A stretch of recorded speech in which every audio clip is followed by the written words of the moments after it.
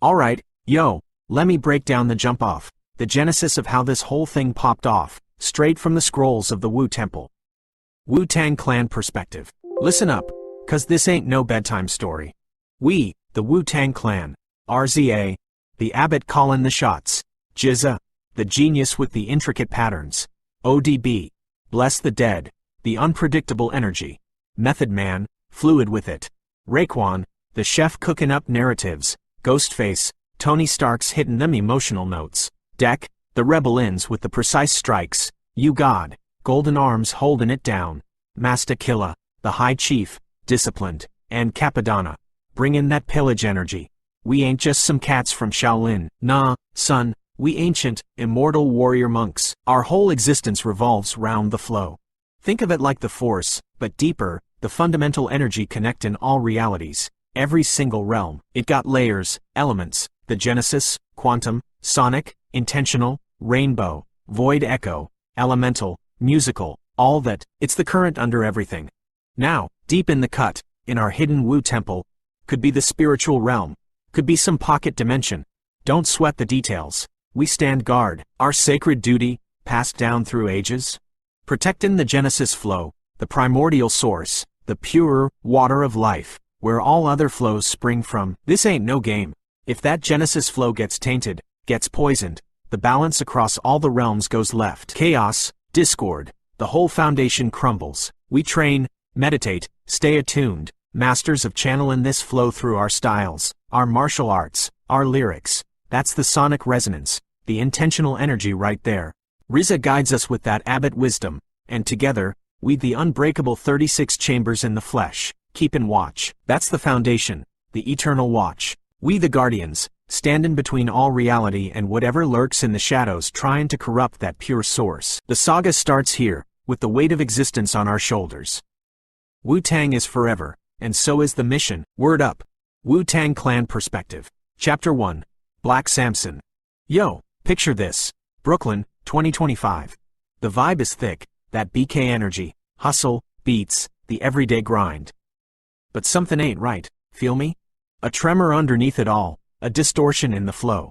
Not everyone catches it, but the real ones know. Then he steps on the scene. Black Samson, dude's got eyes like he's seen centuries pass, carries himself with a quiet power, stalking through Crown Heights, katana on his back looking like something out of time. He ain't just dressing the part. He lives that Bushido code. Loyalty, honor, that real samurai spirit. A warrior lost in a concrete jungle. Word gets out about this underground cipher going down deep in East New York. Raw talent, MCs spittin' pure fire. Samson feels a pull, like the flow itself is calling him there. On the mic is this shorty, Lyricannon. Her voice ain't just sound, it's a force, lyrics weaving some kinda strange power. The crowd's locked in, hypnotized, and Samson feels that ripple in the flow turn into a dangerous wave. Suddenly, chaos erupts. A crew of fiends, zooted out of their minds on some new poison called Oni-meth, rush the spot, looking wild, disconnected. That's when the samurai inside Samson ignites. He moves like a whirlwind, blade flashing under the lights, dropping these cats with lethal grace. He ain't just busting heads. He's trying to fix the balance, protect the damn soul of Brooklyn. And Lyricannon? She don't run. She stands her ground, her voice blasting out like a sonic cannon, pushing back the madness. Moving in sync with Samson's steel. Wild combination, right? When the dust settles, the fiends are down. Samson and Lyricannon lock eyes. No words needed. They both know this is just the beginning. Samson sees she ain't just some singer. She's tangled up in this flow thing, deeper than he thought. This ain't just another street beef. It's old powers clashing with new chaos, and Black Samson? He's right in the damn eye of the storm. His saga just kicked off. Chapter 2. 2 warriors, 2 Oni gods. Now, Brooklyn's really hurtin'. This Oni-meth? It's everywhere, man, flooding the streets like sewage, twisting people into monsters, and the ones pushing it. These 2 entities, Flux and Echo, glowing with some dark Oni energy from a relic they got, getting stronger with every soul they poison. Sight, 4. Black Samson feels the whole city groaning. The flow ain't just rippling now, it's screaming. Sight, 6. He knows he gotta level up, find a deeper strength, but how? Sight, 6. He's searching, meditating in spots like Prospect Park, trying to connect with the old warrior spirits, looking for a way to boost his own flow. Meanwhile, Lyricannon's on her own quest. That throwdown with Samson lit a fire under her. She needs answers about her power. She's got this ancient scroll, something passed down, talking about the Wu-Tang Clan. Word on the street is, we ain't just MCs. We the masters of the flow. Our music holding keys to other dimensions. But she ain't alone. The Legion, these shadowy suits who mess with time and reality. They want that scroll. They want the clan's power for their own schemes. So Lyricannon's moving through the grimy parts of BK. Us and her smarts and her voice to dodge trouble. Staying one step ahead of the Legion goons clowing in. She gotta reach us before they shut down the music for good. Samson and Lyricannon, walking different paths, but destiny's pulling them together. The Oni-meth plague is boiling over. Both these warriors are about to face their biggest test yet. This ain't just about Brooklyn no more. It's a war for its soul.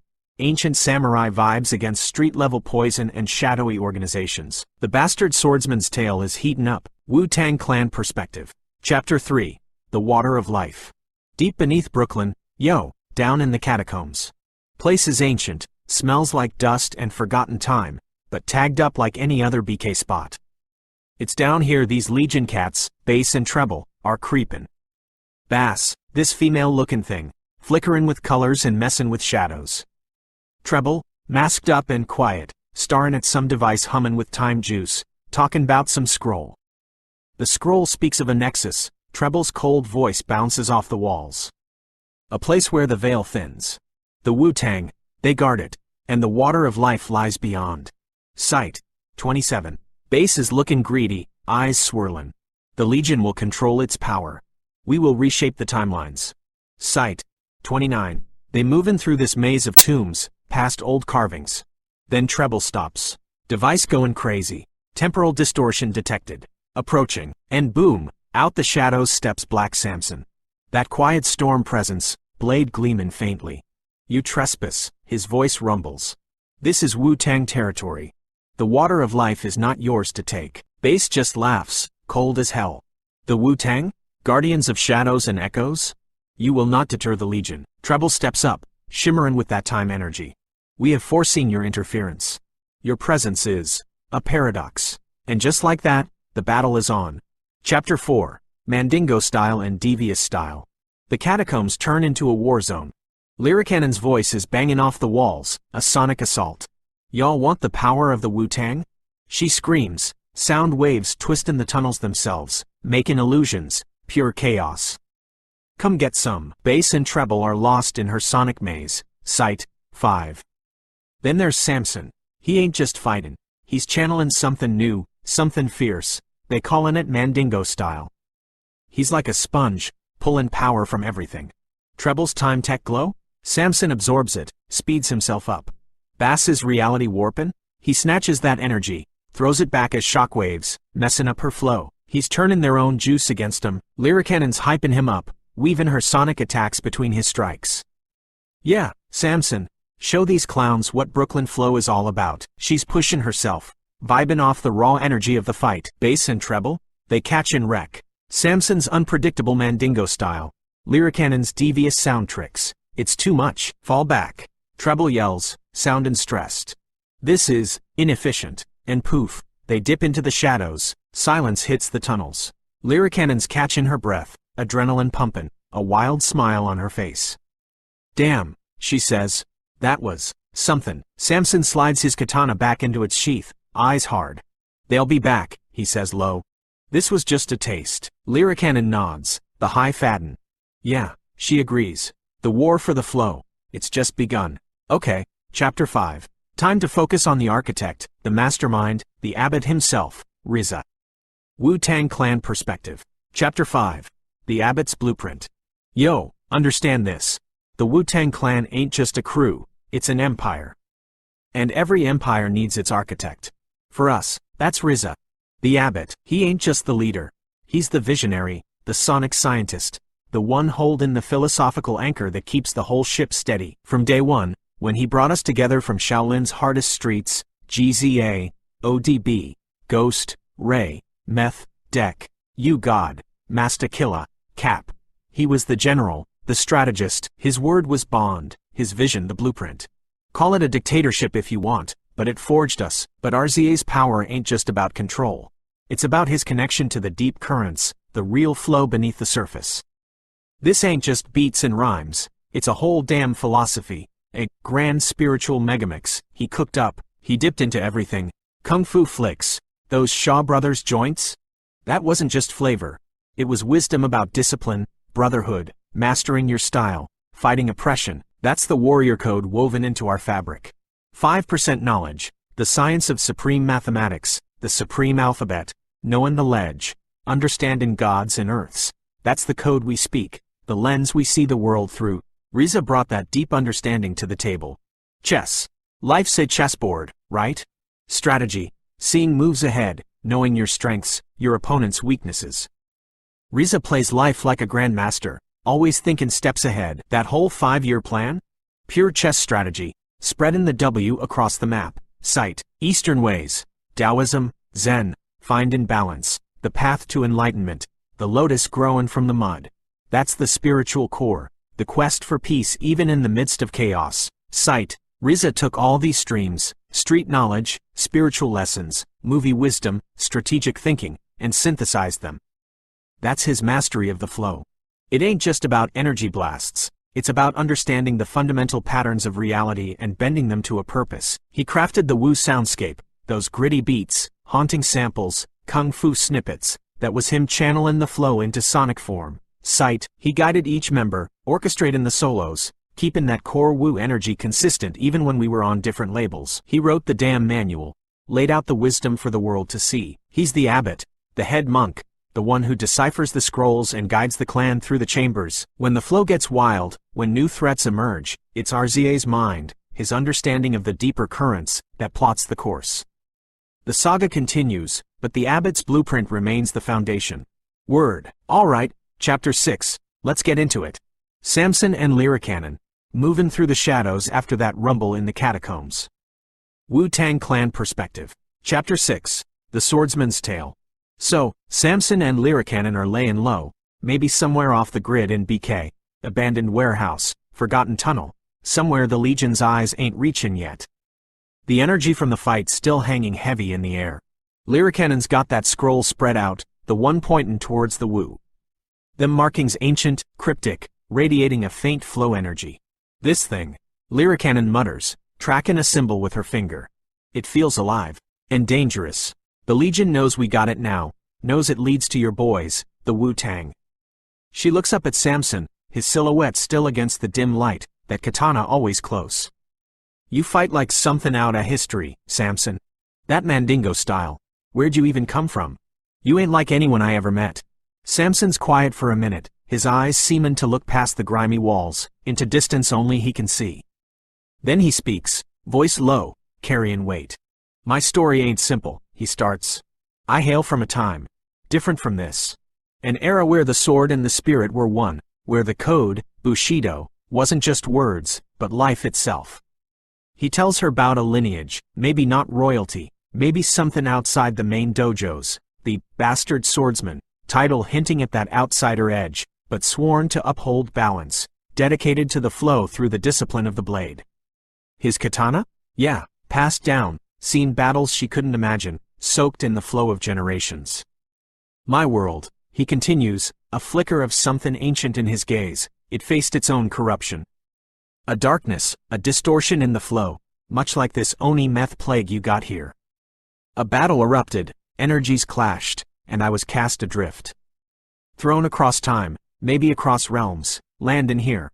He explains being a warrior out of time, a paradox, like Treble said. Alone, disconnected, but still bound by the code.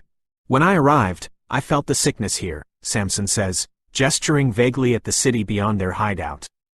The flow screaming, twisted by this poison, manipulated by forces like the Legion. It resonates with the echoes of my past. My purpose remains, he finishes, hand resting on the hilt of his katana. To fight imbalance. To protect the innocent caught in the crossfire. To follow the code, even in a world that's forgotten it. This scroll, the Wu-Tang, they feel like the next step on that path. A way to understand this new battlefield, maybe even find a way back, or forge a new destiny here. Lyricannon listens, talking it all in. This dude ain't just some skilled fighter. He's a displaced warrior carrying the weight of ages, fighting a war that stretches across time itself. She looks back at the scroll, then at Samson. "Aight," she says, a new determination in her voice. "Warrior out of time, huh? Guess we in this together then. Let's figure out what this damn scroll really says and find your Wu-Tang Clan. 'Cause it sounds like Brooklyn, and maybe the whole damn flow, needs all the help it can get." The bond between the sonic warrior and the timeless swordsman tightens. The hunt for the Wu is on. Alright, gather round, kids, 'cause Auntie Wildcard is gonna tell you how she crashed this party. And trust me, it needed crashing. Wildcard perspective. So, there I was, doing my usual thing, which lately involves being spectacularly lost across realities I didn't even know existed, thanks Mom, when the probability waves start going nuts. Like, seriously, the universe was practically screaming, incoming cliché villain ambush. And you know me, I can't resist a little chaos, especially when it involves Legion losers. Turns out, my new favorite odd couple, the stoic samurai dude, Black Samson, and the loudmouth sonic chick, Lyricannon, were hoofing it towards some nexus point. Apparently, their little treasure map scroll pointed the way to, wait for it, the umbral realm. Oh, goody, because who doesn't want a vacation in a dimension made of pure shadow, bad vibes, and probably terrible interior decorating? Seriously, the name alone screams, you're gonna get stabbed by your own shadow. Anyway, they're about a mile out from this gateway to gloom, and guess who shows up? Yup, bass and treble. And they brought friends. Like, a lot of friends. Generic armored goons, the usual Legion cannon fodder. Honestly, for a super-secret organization, they have zero imagination when it comes to backup. The fight kicks off, and let me tell you, it was looking grim. Samson's doing his flashy sword thing, Lyricannon screaming her lungs out, literally, her power, kinda cool, kinda migraine-inducing, but there's just too many goons. Bass is doing her weird color-shifting reality-bending thing, making the ground slippery or whatever, and Treble's just standing there looking menacing with his time gadgets. They were getting pushed back, surrounded, about to become matching stains on the Brooklyn pavement. Probability of survival? Dropping faster than my interest in polite conversation. That's my cue. Alright, party's over, kids. I announce, probably phasing through a particularly ugly-looking goon who was about to blast Samson. Maybe I tweaked probability just a tiny bit so his gun backfired spectacularly. Oopsie. Chaos, darling, pure, unadulterated chaos, courtesy of yours truly. Legion goons suddenly tripping over absolutely nothing? Check. Weapons jamming, exploding, or turning into rubber chickens. Double check. Bass tries to warp reality around me, and suddenly she's wearing her own energy blast like a really unfortunate hat? Hilarious. Treble attempts some temporal field, and finds himself stuck repeating the phrase, tactical inefficiency, for a solid minute? Priceless. I'm bouncing around, phasing, teleporting, letting probability do the heavy lifting. Having fun yet, boys and girl? I quipped, maybe appearing behind Treble to flick his stupid mask. Because I'm having a blast. Samson and Lyricannon look stunned for a hot second, then they get back into it, using the openings I'm creating. Samson's Mandingo style finds new targets, Lyricannon's sonic booms hit harder without 50 guns firing back. The tide turns fast. Bass and Treble, seeing their army suddenly demolishing itself in increasingly improbable ways, do the smart thing. They poof. Cowards. So, dust settles. Goons are groaning, or possibly turned into garden gnomes, don't ask. Samson sheathes his sword, giving me that intense, unreadable look. Lyricannon just stares, mouth open slightly. Who the hell are you? She finally asks. Wildcard, at your service, I say with a flourish, maybe my hair shifts color just for effect. Lost, temporally challenged, and frankly, bored. Heard you two were heading towards Wu-Tang turf via the scenic route through Mordor Light over there. I gesture towards the supposed nexus. Figured I'd crash the party. See, I got this tiny problem. Kinda unstuck in time. Reality's giving me the silent treatment. Word is, the Wu-Tang might know how to reach the guardians of the timeline, whoever they are, and maybe fix my cosmic GPS. I shrug, striking a pose. Besides, you two look like you needed a dose of unpredictability. So, what do you say? Got room for one more fabulous, reality-bending mess on this quest? Samson just nods slowly. Lyricannon grins, that devious spark back in her eyes. Hell yeah. Welcome to the freak show, wildcard. And just like that, the terrible trio was born. Next stop, the umbral domain. This should be interesting. Or horrifically deadly. 50-50 odds, really.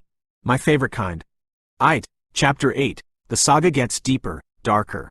Our unlikely trio just stepped through the nexus, leaving BK behind for something else entirely. Wu-Tang Clan perspective. Chapter 8. Let's do it again. Stepping into the umbral realm wasn't like walking into another burrow, son.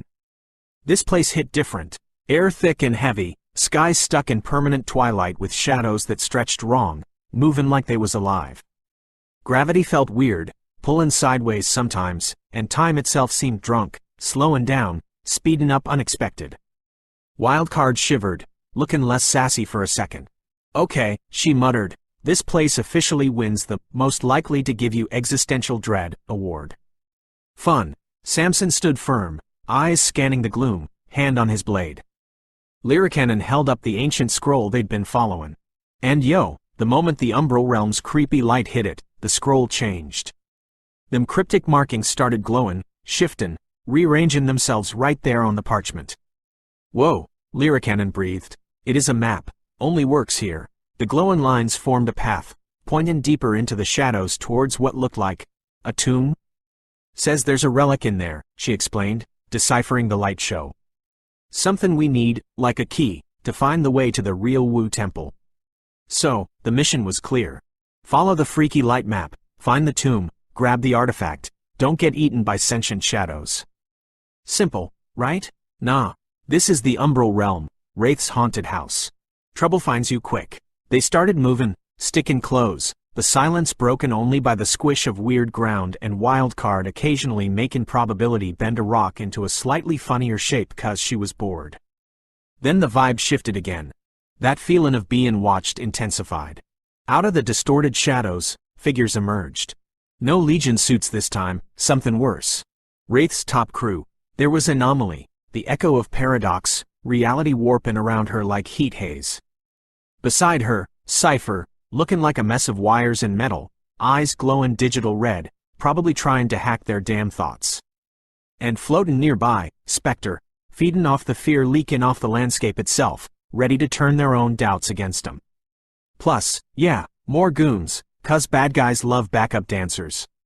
Looky what we have here, Spectre hissed, its voice like nails on a chalkboard amplified by fear. Lost little lambs, looking for trinkets? Anomaly just smirked, and the path ahead twisted into a nauseating loop. Cypher's digital aura flared, trying to scramble their senses, making the already weird physics go haywire. Goons charged. Oh, for crying out loud, Wildcard groaned.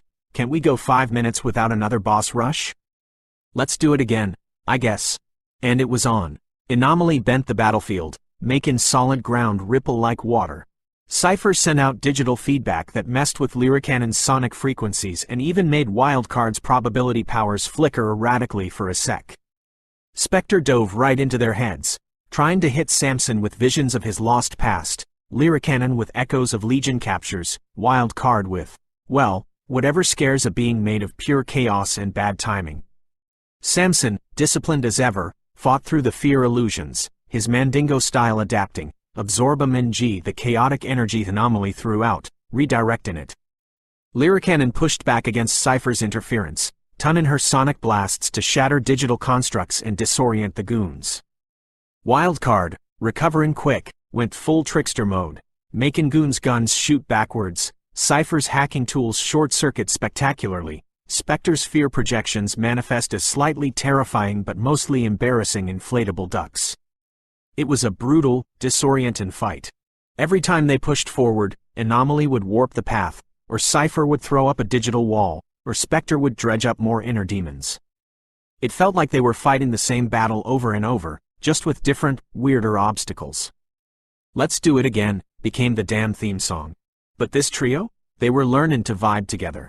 Samson's steadfastness anchored them, Lyricannon's power broke through the noise, and Wildcard's chaos kept the enemy constantly off balance. They pushed through the illusions, shattered the digital defenses, and forced Wraith's lieutenants back, step by painful step. No clean victory, not in this realm. Anomaly, Cypher, and Spectre didn't break, just faded back into the oppressive shadows, their threats lingering. But the path to the tomb was clear, for now. Well, Wildcard panted, fixing her hair which had momentarily turned into spaghetti. Long story, probabilities weird, that was unnecessarily repetitive. Let's grab this relic before they come up with Season 2 of Attack the Heroes. Onward they pushed, deeper into the umbral domain, the tomb, the relic, and the path to the Wu Temple waiting ahead.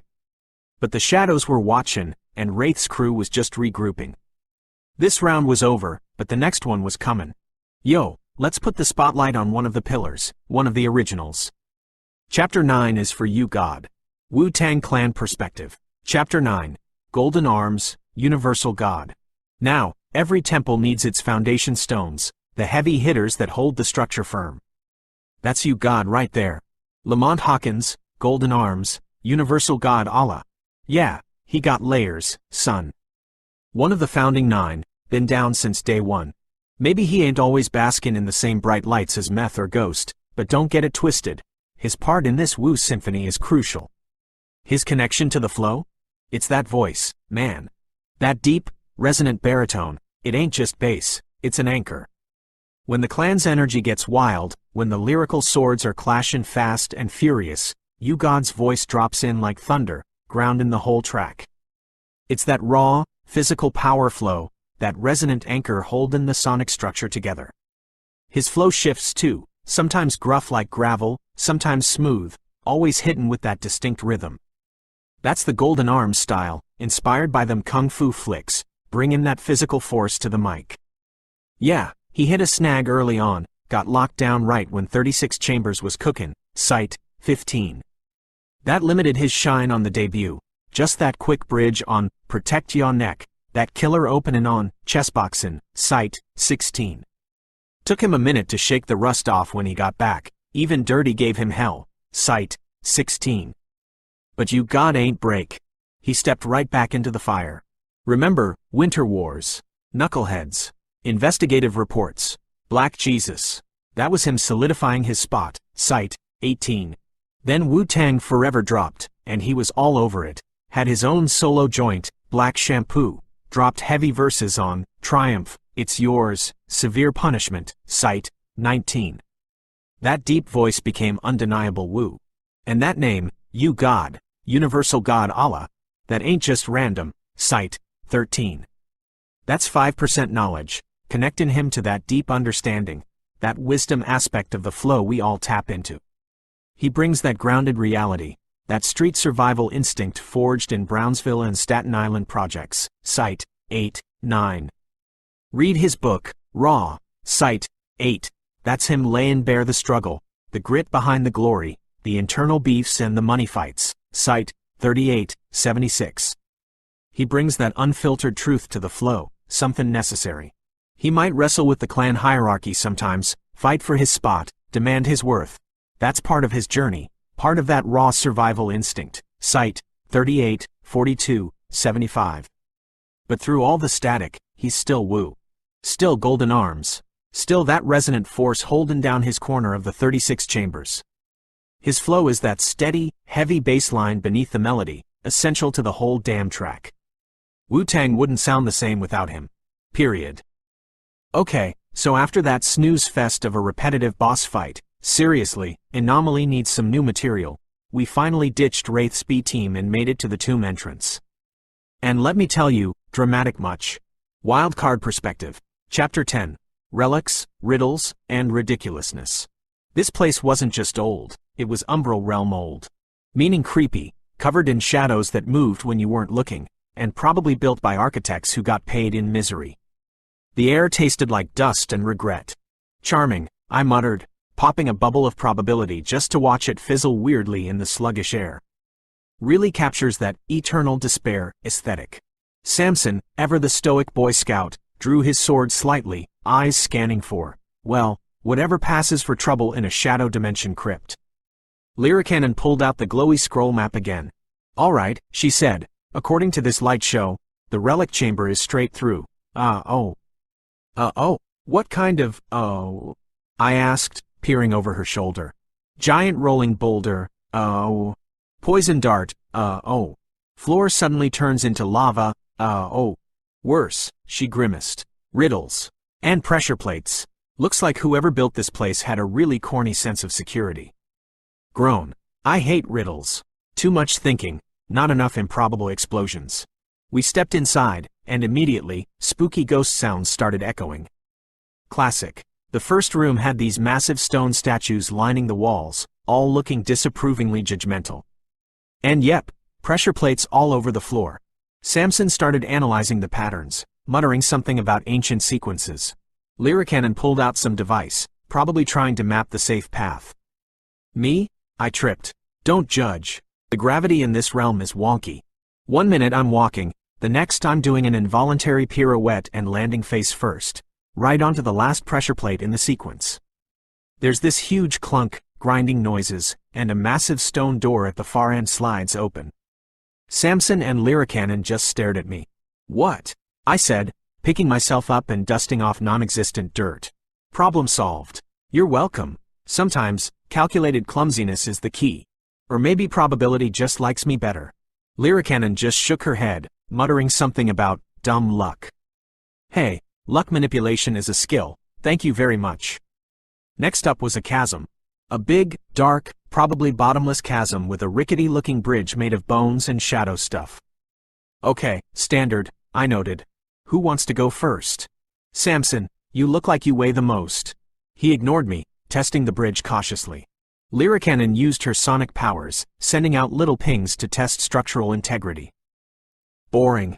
As they started crossing, predictably, the bridge started to crumble. But just as a huge chunk was about to take Lyricannon out, poof! A completely random stalactite from the ceiling decided that exact moment was perfect for dropping down, wedging itself perfectly into the gap and creating a shaky, but usable, handhold. See? I called out, skipping across the now partially stable bridge. The universe provides. Or, I give it a little nudge. We finally reached the central chamber. It was huge, filled with floating chunks of rock and weird energy fields. In the middle, on a creepy-looking altar thingy, was the prize, the relic. Looked like some kind of multifaceted crystal, humming with a low energy that felt stable? Almost out of place in this chaotic realm. Okay, final boss time? I asked, cracking my knuckles. Guardian? Giant shadow squid? Riddles written in blood? Turns out, it was energy fields. A whole web of them, zapping randomly. Samson tried to time the pulses, Lyricannon tried to find a harmonic frequency to disrupt them. Me? I got an idea. Hey, Lyricannon, I yelled, hit that big crystal on the ceiling with your loudest note. What? Why? Just trust me. Sometimes you gotta fight crazy with crazier. She shrugged, took a deep breath, and let loose a sonic blast that shook the whole chamber. The crystal vibrated wildly, and the energy fields went haywire. They started zapping each other, shorting out, creating temporary gaps. It was pure chaos. Go, go, go! I yelled, phasing through a couple of wild energy arcs while Samson used the chaotic gaps to sprint towards the altar, snatching the relic just as the whole energy grid overloaded and collapsed in on itself with a sad fizzle. He held up the relic. It pulsed with a warm, steady light, cutting through the umbral gloom. It felt like a key. Like hope. Ew. Right, I said, striking a pose as the chamber started rumbling ominously. Got the glowy MacGuffin. Can we leave this dump now? I think I'm developing an allergy to existential dread.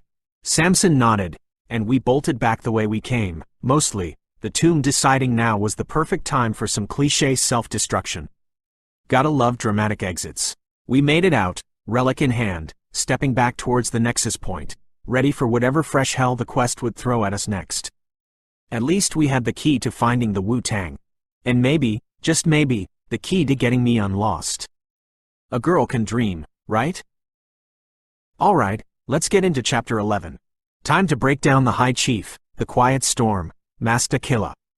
Wu-Tang Clan Perspective. Chapter 11. The High Chief's Chamber.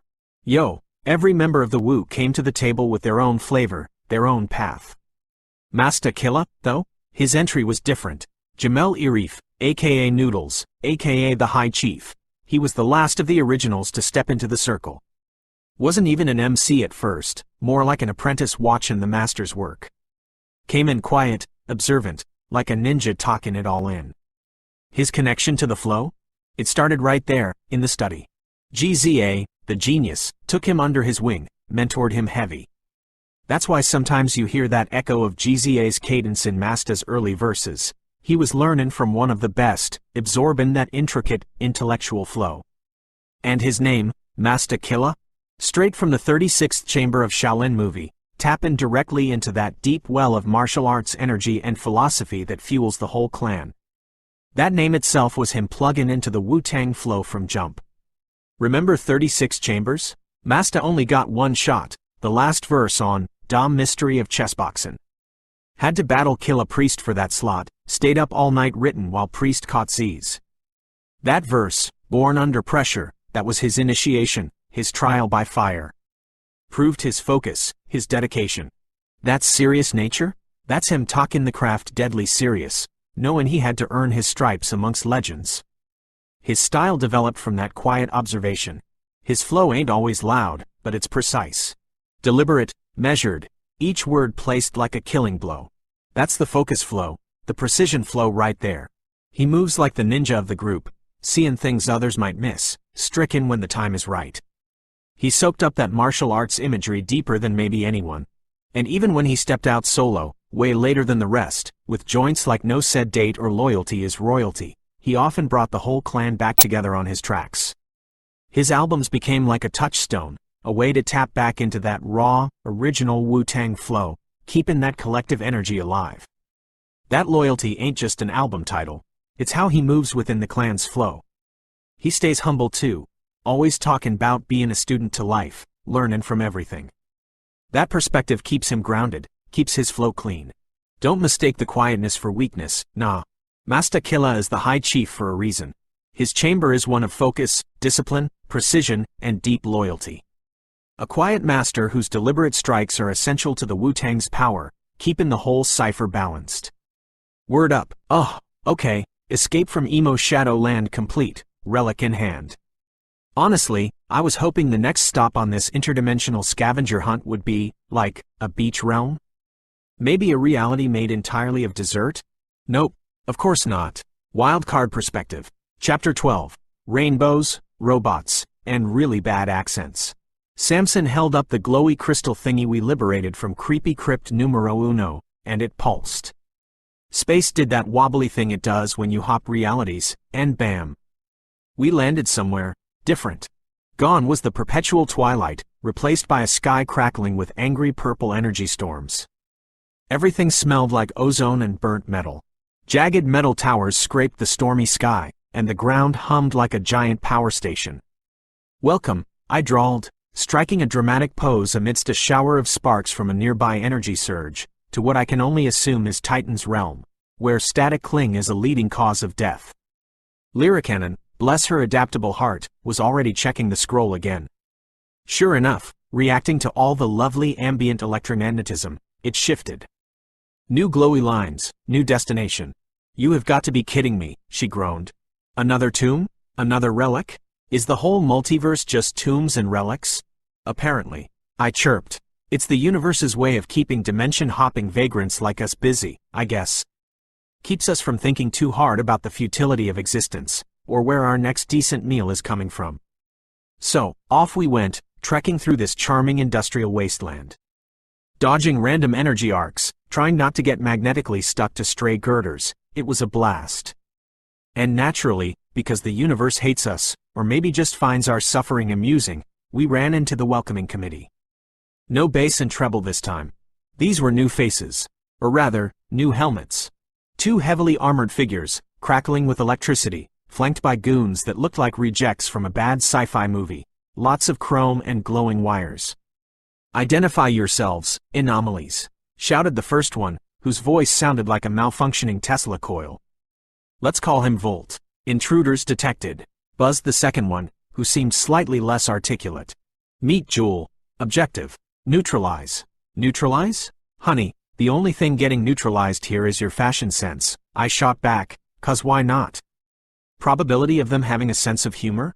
Approximately 0. The fight was energetic. Literally. Volt was throwing bolts of lightning, Jewel was creating these crushing magnetic fields, and the goons had these annoying taser whips. Samson was doing his best immovable object impression, absorbing some energy, deflecting bolts with his sword. Lyricannon was trying to hit them with sonic blasts, but the electromagnetic interference was messing with her frequencies. My own powers were feeling a bit staticky. It was like trying to fine-tune probability while standing inside a giant microwave. We were getting zapped, pushed back, and generally having a very bad time. Just when I was considering the probability of faking my own death to get out of this, the sky exploded. Not with lightning, but with color. Pure, brilliant, honest-to-goodness rainbow light slammed down between us and the electric Boogaloo twins. Standing there, looking slightly bewildered but radiating warmth and way too much positive energy for this dump, was a new girl. Cute, dark curls, sturdy build, but dressed like, well, someone who definitely wasn't from Brooklyn or the Umbral realm. And when she spoke, oh boy. Cher, y'all look like you could use a hand, yeah, she called out, her voice thick with a Cajun drawl that felt hilariously out of place. Name's Keisha. Don't worry, I got this. She threw her hands out, and beams of colored light shot out, everywhere. A pink beam meant to shield Samson accidentally bounced off his sword and hit a goon, who suddenly looked incredibly serene and started trying to hug Jewel. A green healing ray aimed at Lyricannon missed and hit a metal wall, causing ridiculously oversized, cheerful flowers to sprout from the corroded plating. A blast of pure yellow hope energy splashed near me, and for a terrifying second, I almost felt optimistic? Shudder. Whoa there, sunshine, I yelled, ducking a ricocheting beam of what looked like pure joy, dangerous stuff. Little less, Care Bear stare, little more, aiming, maybe? Maze, I'm trying, Cher. Keisha yelled back, looking flustered as another rainbow blast went wide, making Volt's armor temporarily polka-dotted. This here rainbow flow, she got a mind of her own sometimes. But hey, uncontrolled chaos is still chaos. Her wild rainbow energy, while hilariously inaccurate, was powerful. It disrupted Volt and Jewel's electromagnetic fields, shorted out the goon's tech, and generally added a level of sheer unpredictable weirdness that even I appreciated. Combined with Samson holding the line, Lyricannon finding frequencies that cut through the static, and me subtly tweaking probabilities so Keisha's wild shots occasionally hit something useful, like Volt's power core, causing him to fritz out spectacularly, we actually pushed them back. Volt and Jewel, sparking and covered in spectral glitter and possibly flower petals, made a hasty retreat with their remaining goons. Keisha stood there, breathing hard, rainbow light flickering around her. Phew, sorry about dat, she said sheepishly. Still getting the hang of this flow thing. No kidding, I replied, examining a spot on my arm where a stray beam of resilience had hit. Felt weirdly tingly. So, Rainbow Bright, what's your story? Turns out, Keisha was another guardian of the flow type, drawn here by the multiversal ruckus. She admitted she needed training, big time. Well, you found the right disaster tour group for that, I grinned. I'm Wildcard, that's Samson, that's Lyricannon. We collect strays and angst apparently. Welcome aboard. Another tomb, another relic, and now with added rainbow power and questionable accents. This quest just keeps getting weirder. Fantastic. The air of Titan's realm was a harsh teacher, charged, unforgiving. The relic from the umbral domain hummed, a beacon in the oppressive atmosphere of raw, crackling energy and metallic tang. Lyricannon confirmed the scroll's new directive, the tomb of the Queen of Code. Another descent, another trial. My blade felt eager, or perhaps it was merely my spirit, steeled for what lay ahead. Wildcard quipped about frequent flyer miles for hell dimensions. Keisha, her rainbow flow a nervous, beautiful aura, clutched her hands, muttering what sounded like a bayou prayer. Black Samson Perspective. Chapter 13. The Code, the Steel, and the Soul. The entrance to this tomb was no ancient stone maw. It was a seamless section of a towering, dark metal structure that shimmered and reformed as we approached, an iris of circuits and light dilating to grant us passage. Inside, the air was cool, sterile, filled with the low hum of immense processing power. And on every wall, screens flickered to life, a single, imperious face regarding us, the self-proclaimed Queen of Code. Her voice, synthesized yet filled with disdain, echoed. "Welcome, anomalies. Your chaotic signatures have been anticipated. Let us see if your primitive flows can comprehend true design." The first chamber was a gauntlet of light beams and shifting platforms over an abyss of discarded code. A puzzle of timing and logic. A game, the Queen's image sneered. Robots, sleek in chrome, activated from wall alcoves, their movements precise, their weapons spitting hard light. Lyricannon deciphered patterns, shouting coordinates. Wildcard, with a yelp and a series of improbable stumbles, somehow triggered safe zones just as platforms vanished beneath our feet. Keisha's rainbow flow, still untamed, erupted. A shield of vibrant color deflected a volley but then pulsed outwards, making a robot momentarily dance a jig before exploding. My katana met steel, absorbing the kinetic energy of their blows, redirecting their volleys. Their cold logic was a stark contrast to the organic surge of the Oni-meth fiends, but no less deadly. We cleared the room, the Queen's mocking laughter following us. The next chamber was different. Darker. The Queen's voice was softer, more insidious. "Every warrior carries ghosts. Let's give yours form." From pedestals, new robots assembled themselves, their forms subtly familiar. One advanced on me, its movements mimicking a sensei from a dojo lost to time and ruin, its optical sensors burning with a cold light that seemed to pierce my soul. It spoke, its voice a twisted echo of my master's, taunting me with my displacement, my solitude, the endless battle far from the cherry blossoms of my youth. "You fight for a code no one here remembers, samurai. Lost. Alone." The Bushido spirit within me roared. This was not merely steel and circuits, it was a test of spirit. I met its attacks, each parry a defiance, each strike a testament to the honor I carried. My flow, the Mandingo style, surged, drawing not just on the ambient energy of this place but on the very essence of my resolve. Around me, I sensed the others facing their own mechanized demons. Lyricannon battling a bot that flickered with Legion insignia, its voice whispering doubts. Wildcard facing a construct of perfect, unyielding order, its attacks predictable yet stifling to her chaotic nature. Keisha, her rainbows dimming and flaring, as a robot projected images of her flow causing destruction, feeding her fear of her own power. We pushed through, chamber after chamber.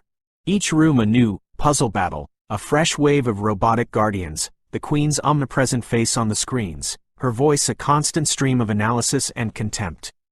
My focus narrowed to the rhythm of combat, the dance of blade and flow, the unwavering discipline that had carried me across worlds and lifetimes.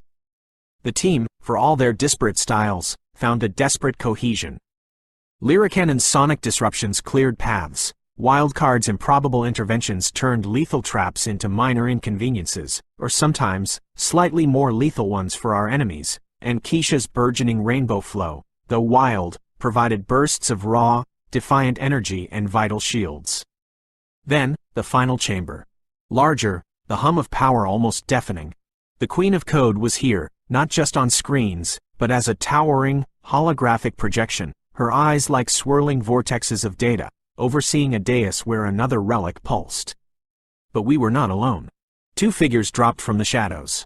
The first, a woman with fiery red hair and the furious eyes of a trapped hawk, Roxy. She flew, unassisted, lasers erupting from her eyes, disorienting mind rays lancing from her outstretched arms. The second, a mountain of a man, Jericho, his flesh interwoven with gleaming cybernetics, a heavy plasma cannon whirring to life on his arm. "The beta test is over," the Queen of Code declared, her voice layered with a dozen synthesized tones. "Commence system purge." The onslaught was immediate, brutal. Roxy was a crimson blur, her attacks relentless. Jericho's cannon fire tore chunks from the metallic walls, forcing us to scatter. Robots, more advanced than any before, poured into the room, their designs sleek and predatory.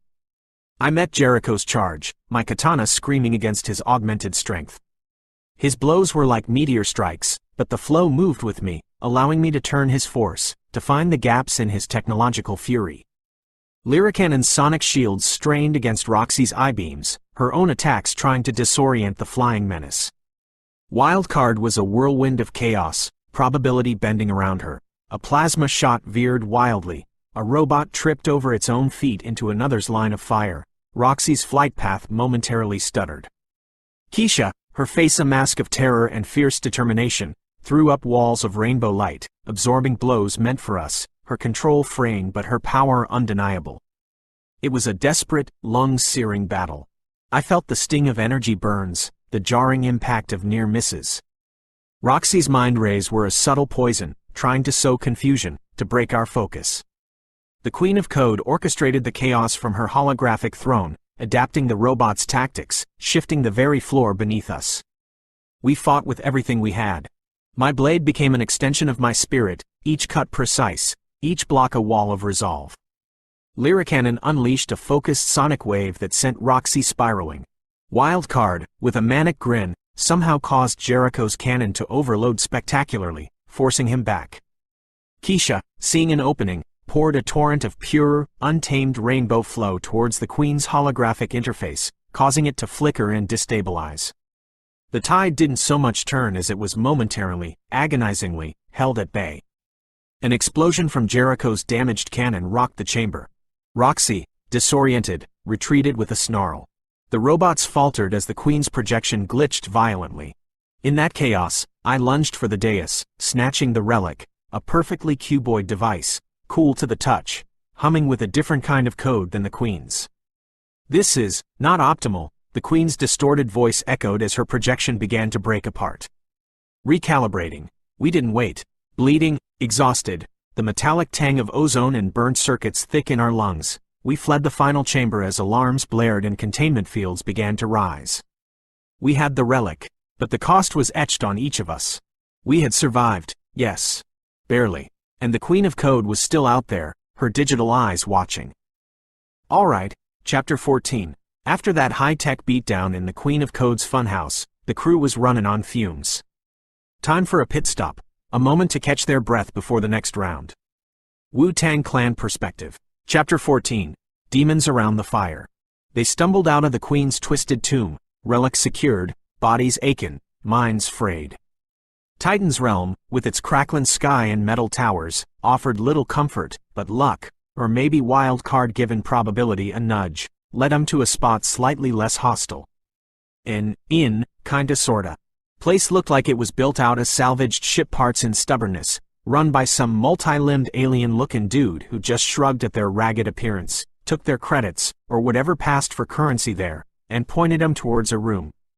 Temporary sanctuary. Inside, the vibe was heavy. They patched themselves up, Samson stoic through the pain, Lyricannon wincing but masking it with sharp words, Keisha ussin' hesitant trickles of rainbow flow to mend cuts, Wildcard making bandages appear out of thin air with a sarcastic comment about multiversal first aid. The fight with them robots, the ones built out of their own fears and failures, that stuck with them. You could see it in their eyes. Silence stretched, thick with unspoken trauma. Then Keisha, maybe sensing the tension, spoke up, her Cajun accent soft. Dat robot back dear. Do one showin' me hurtin' folks wit ma flow. Dat wasn't easy, non. That broke the dam. One by one, the stories started spilling out, like they needed to purge the poison the Queen of Code tried to inject. Samson, the displaced samurai, spoke first. Voice low, measured. He didn't retell his whole origin, but he spoke of the weight of it. The ghosts of his lost lineage, the burden of upholding a code in worlds that didn't understand honor, the isolation of being the last echo of a forgotten time. His demon wasn't a monster, but the crushing loneliness of his eternal duty, the fear that he was fighting for principles already dead and buried. Lyricannon leaned back against the wall, defiant gaze maybe a little dimmer than usual. She talked about Brooklyn, not the tourist spots, but the grimy corners, the hunger, the hustle. Spoke of choices made, compromises swallowed, the fight to get her voice heard in a world quick to shut down a woman with power. Talked about the Legion hunting her, the constant looking over her shoulder. Her demon was the fear of being caged again, being controlled, whether by circumstance or by the darker whispers of her own amplified sonic flow. Wildcard, naturally, tried to play it cool, deflecting with jokes. But even her sass couldn't hide the cracks. She talked about being born from pure chaos, daughter of a quantum goddess, Momzilla with universe-sized control issues. Talked about her journey, finding her identity as a woman against that cosmic backdrop, always fighting to not be just a pawn in Quinn's game. Talked about being unstuck, drifting, laughing at causality but maybe secretly terrified of never finding an anchor. Her demon was that very chaos she wielded, the fear of being nothing but random, of having no stable self, no real place to belong. Keisha, bless her heart, spoke last. Voice thick with emotion, the bayou pouring out. Talked about life before the rainbow flow, maybe hardship down south, maybe loss that made her yearn to heal, to protect. Then this incredible power bursting forth, bright and beautiful, but wild, dangerous. Her demon was the one she faced in the tomb, the gut-wrenching fear that this gift, this light she carried, could slip from her grasp and bring pain instead of hope. The weight of being the hope-bringer, when she could barely control the hope inside her. They sat there, the four of them, breathing the same recycled air, surrounded by the hum of Titan's hostile realm. Samurai, singer, trickster, healer. Worlds apart, but suddenly, seeing the shared struggle beneath the surface. Seeing the demons each carried alongside their power. No magic fix, no group hug sing-along. But something shifted. Acknowledging the darkness made the flickering light of their camaraderie burn a little brighter, a little steadier. They weren't just a random collection of powered-up weirdos anymore. They were a crew, bonded by shared scars and the insane quest laid out before them. Samson cleaned his katana, the steel reflecting the low light. Lyricannon checked the relic. Wildcard conjured some questionable-looking snacks. Keisha took a deep, steadying breath, a faint rainbow shimmer in her eyes. The rest was needed. 'Cause tomorrow, they had another tomb to raid, another piece of the puzzle to find on the path to the Wu Temple. And whatever waited, they'd face it together. Demons and... Word up, Chapter 15. Gotta talk about the one and only old dirty bastard. ODB, ass and unique. Big baby Jesus. Dirt McGirt. Russell Jones. There ain't never been another like him. And there damn sure never will be again. Wu-Tang Clan perspective. Chapter 15. Shimmy shimmy ya. The old dirty flow. You want to talk about the flow? ODB was the flow, but not like the rest of us. RZA got the mind, Jizza got the patterns, Meth got the smooth charisma, Ghost got the emotion, Deck the precision, You God the anchor, Master the focus. Dirty? He was the raw, uncut chaos flow. Pure, unpredictable, untamed energy bursting out of Brooklyn. His style? Man, forget structure, forget meter, forget expecting anything. He'd be rapping, then singing off key, then growling, then screaming, then maybe clearing his throat right on the beat. Free associating rhymes about anything and everything, jumping tracks like a wild train.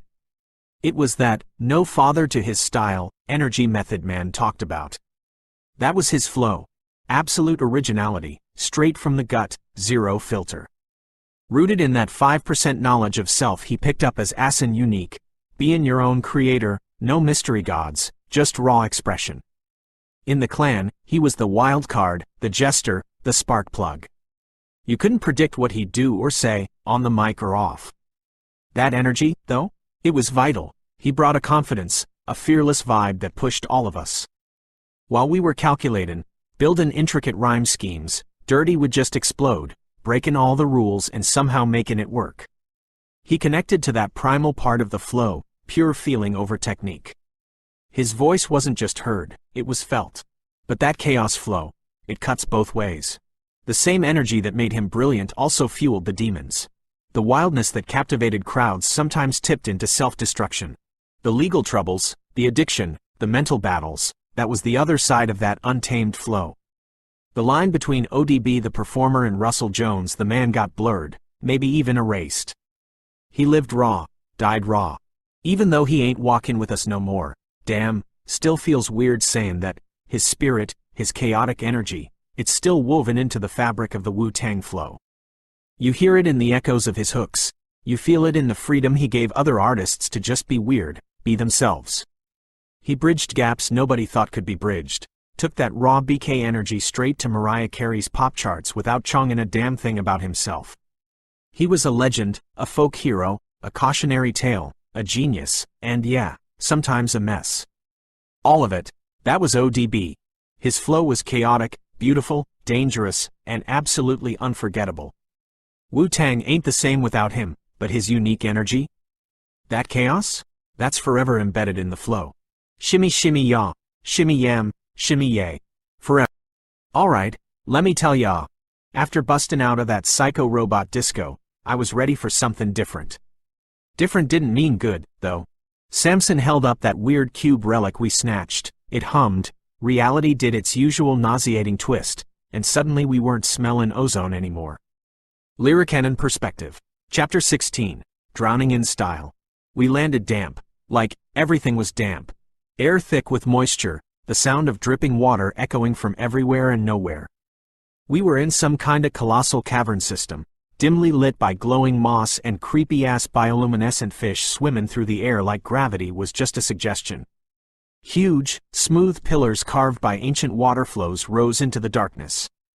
Felt less like a realm, and more like the universe's dank basement apartment. Wildcard wrinkled her nose. Okay, definite step down from the industrial hellscape.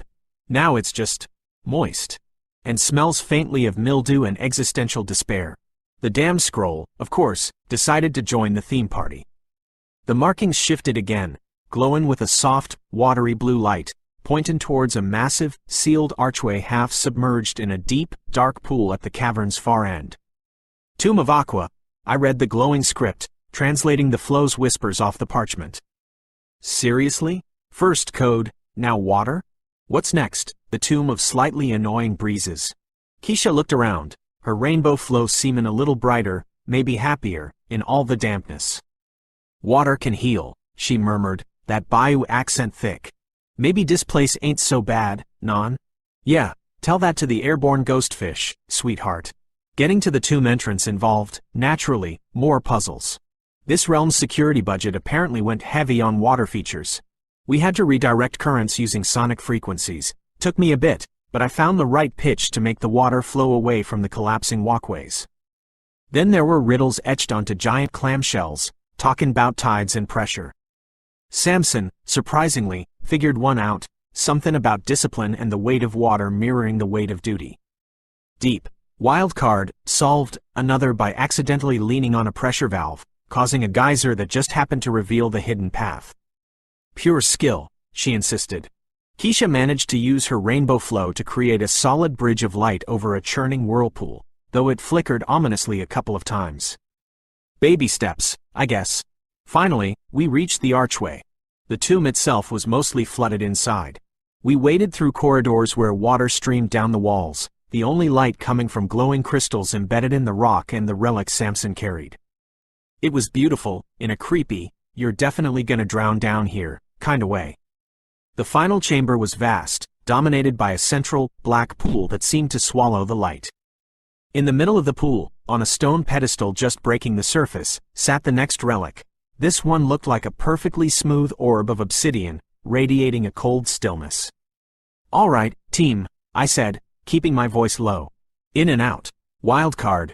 Try not to trip into the bottomless pool of doom. Keisha. Keep the light bridges steady. Samson. But before I could finish, the pool began to stir. The water rippled, not from movement, but from within. A figure rose slowly from the black depths, water cascading off her like liquid night. Damn. This was Aqua Tenebris. The profile wildcard somehow pulled up flashed in my head. Transgender, yeah, and hauntingly beautiful in a way that made your skin crawl. Skin like wet pearls shining under a black moon. Hair long, black, and dripping, framing eyes that were just deep, dark pools of shadow. You could fall into those eyes and never come back. She wore this flowing black gown that moved like water itself, and her fingers, delicate, yeah, but kinda webbed. The air grew cold around her. She didn't shout, didn't posture, just looked at us with this unnerving calm, this ancient sadness in her gaze that spoke of crushing depths and absolute control. You disturbed the quiet waters, her voice echoed, smooth and low like the tide pulling away from shore, but with an undercurrent that promised a devastating return. The relic is guarded. You seek what you do not understand. Samson took a ready stance, katana held low. Wildcard's usual sass seemed caught in her throat for a second, replaced by a flicker of actual caution. Keisha's rainbow aura flared defensively. Me? I felt the water in the air, on my skin, respond to Aqua's presence. This wasn't just some monster. This was an elemental force in her own domain. Aqua Tenebris lifted a delicate, webbed hand. The water in the chamber surged. The real fight was about to begin, and something told me swimming lessons weren't gonna cut it. This lady wasn't just the guardian, she was the tomb. The water rose around us, cold and demanding, obeying the will of Aqua Tenebris. Her eyes, like abyssal pools, held no malice, only a profound, crushing weight, the serene, inevitable power of the deep. But serenity in an enemy is merely a mask for deadly intent. The code of Bushido demands focus, clarity, even when facing the elemental. The team looked to me, uncertainty flickering in their eyes amidst the eerie, bioluminescent gloom. Leadership is not sought, but accepted when necessity dictates. Black Samson Perspective. Chapter 17. Tides of Battle, Flames of Passage. Hold the line. My voice cut through the echoing drips and rising water. Keisha, shields. Protect our flanks from the currents. Lyricannon, find the frequency of her constructs. Shatter them.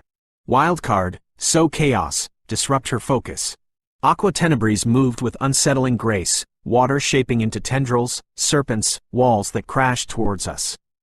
Keisha threw up barriers of defiant rainbow light, the colors struggling against the crushing dark water but holding, her brow furrowed in concentration. Wildcard was already a blur, probability rippling around her.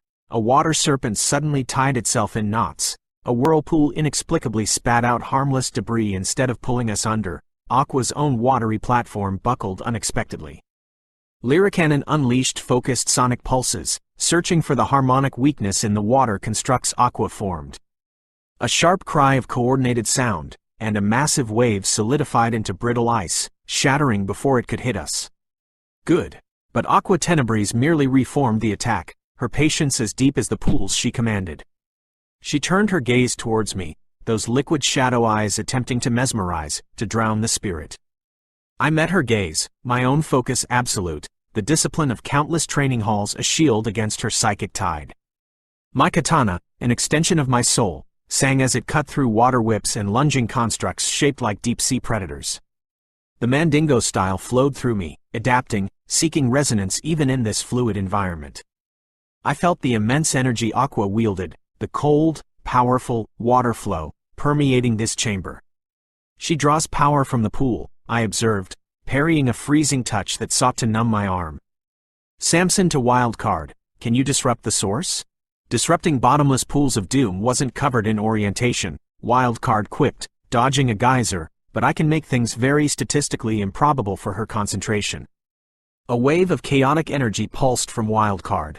Aqua Tenebris faltered for a heartbeat, her control flickering as the very water around her seemed to momentarily resist her command. That was the opening. Keisha, full power on her position. Lyricannon, shattering pulse, now. Keisha, pouring her heart into it, unleashed a torrent of pure rainbow flow, hope, resilience, creation, directly at Aqua. It wasn't about damage, but overwhelming the cold stillness of Aqua's energy with sheer, vibrant life. Simultaneously, Lyricannon hit the precise frequency, a piercing sonic lance aimed at Aqua herself. Aqua Tenebris cried out, a sound not of pain, but perhaps surprise or sorrow, as her form destabilized, dissolving partially into mist and shadow before retreating rapidly back into the central pool, which grew still once more. Defeated? No. Repelled. The path to the relic was clear. Wading through the knee-high water, I reached the pedestal and grasped the obsidian orb. The moment my fingers closed around it, a jolt unlike any other coursed through me. Cold, deep, immense power, the very essence of the water flow we had just battled. It flooded my senses, threatening to overwhelm, to drown my spirit in its depths. But discipline held. My own flow met it, absorbed it, integrated it. A new resonance settled within me, the fluidity and crushing power of the deep now a part of my arsenal, complementing the energies I had absorbed before. My blades shimmered with faint, captured moisture. As this new power settled, the orb in my hand pulsed violently. Before us, the water of the chamber seemed to tear open, not with a splash, but like a rip in reality. The portal shifted, the cool blues and greens giving way to angry reds, oranges, and the smell of smoke. Oh, just perfect, Wildcard sighed. From the damp basement to the universe's furnace. Lovely. The scroll in Lyricannon's hand flared with fiery light, confirming our next destination. A realm of fire, another tomb, another relic. The path continues. Steeling myself, now resonating with the flows of shadow, code, and water, I stepped towards the heat, my team close behind. The trial by water was over. The trial by fire. Lord have mercy, stepping through that portal was like jumping from a cool spring straight into Mama's oven on crawfish boilin' day. The air hit us thick and heavy, choked with ash, smellin' like sulfur and something burnin' deep down. Keisha perspective. Chapter 18. Trial by fire, y'all. Gone was the wet and the spooky fish floatin' around. Dis here place, dis infernal domain, was all jagged black rock, rivers of orange lava snacking through canyons, and a sky that shimmered with heat something awful. Even wit ma rainbow flow trying to keep me cool, I felt sweat pricklin' ma skin instantly. Wildcard fanned herself dramatically. Okay, universe, point taken. You hate us. Can we please have the nice, temperate, possibly pastry-filled realm next time? Samson stood steady as always, but I saw him adjust his stance. Maybe dat water flow he absorbed feelin' the heat. Lyricannon coughed, pulling out the scroll. Sure, nuff, the watery blue glow faded, replaced by lines dat pulsed like embers, pointing towards a fortress of black, glassy rock, obsidian maybe? Built right into the side of a smolderin' volcano-lookin' thing. Tomb of Ignis Umbra, she announced, voice kinda raspy from the dry air. Fire theme this time. Shocking. Gettin' there was spicy. We had to cross bridges over lava rivers dat like to spit fireballs, timed our way through corridors where jets of flame shot out the walls, and endured heat dat felt like it was cooking us right in our boots. Ma rainbow flow helped, thank the Lord. I could make shields dat shimmered and held back the worst of the heat, keeping us from getting crispy fried. Samson, wit dat new water energy in him, seemed to handle the heat better than before, movin' wit his usual calm focus. Lyricannon used her sound waves to shatter patches of unstable rock before we stepped on 'em, and Wildcard? Well, she caused a minor lava natto dat almost took out a flame trap, and us along wit it. Whoops, my bad, she chirped. She's something else, that one. We found riddles carved into walls dat glowed wit heat, askin' 'bout the heart of the flame and the nature of destruction. Took all our heads put together, Lyricannon's smarts, Samson's thoughtful ways, even Wildcard's random guesses dat sometimes hit the mark, to figure 'em out. Finally, we reached the heart of the tomb, a huge chamber lit by swirling vortexes of flame and shadow. The heat in here was intense, like standing right next to a bonfire. And in the center, lounging on a throne dat looked like cooled lava, was him. Ignis Umbra. Share, the profile picture didn't do him justice. He was striking. Transgender male, yeah, wit skin dat seemed to glow like embers from within, dark tattoos shifting like livin' flames across his lean body.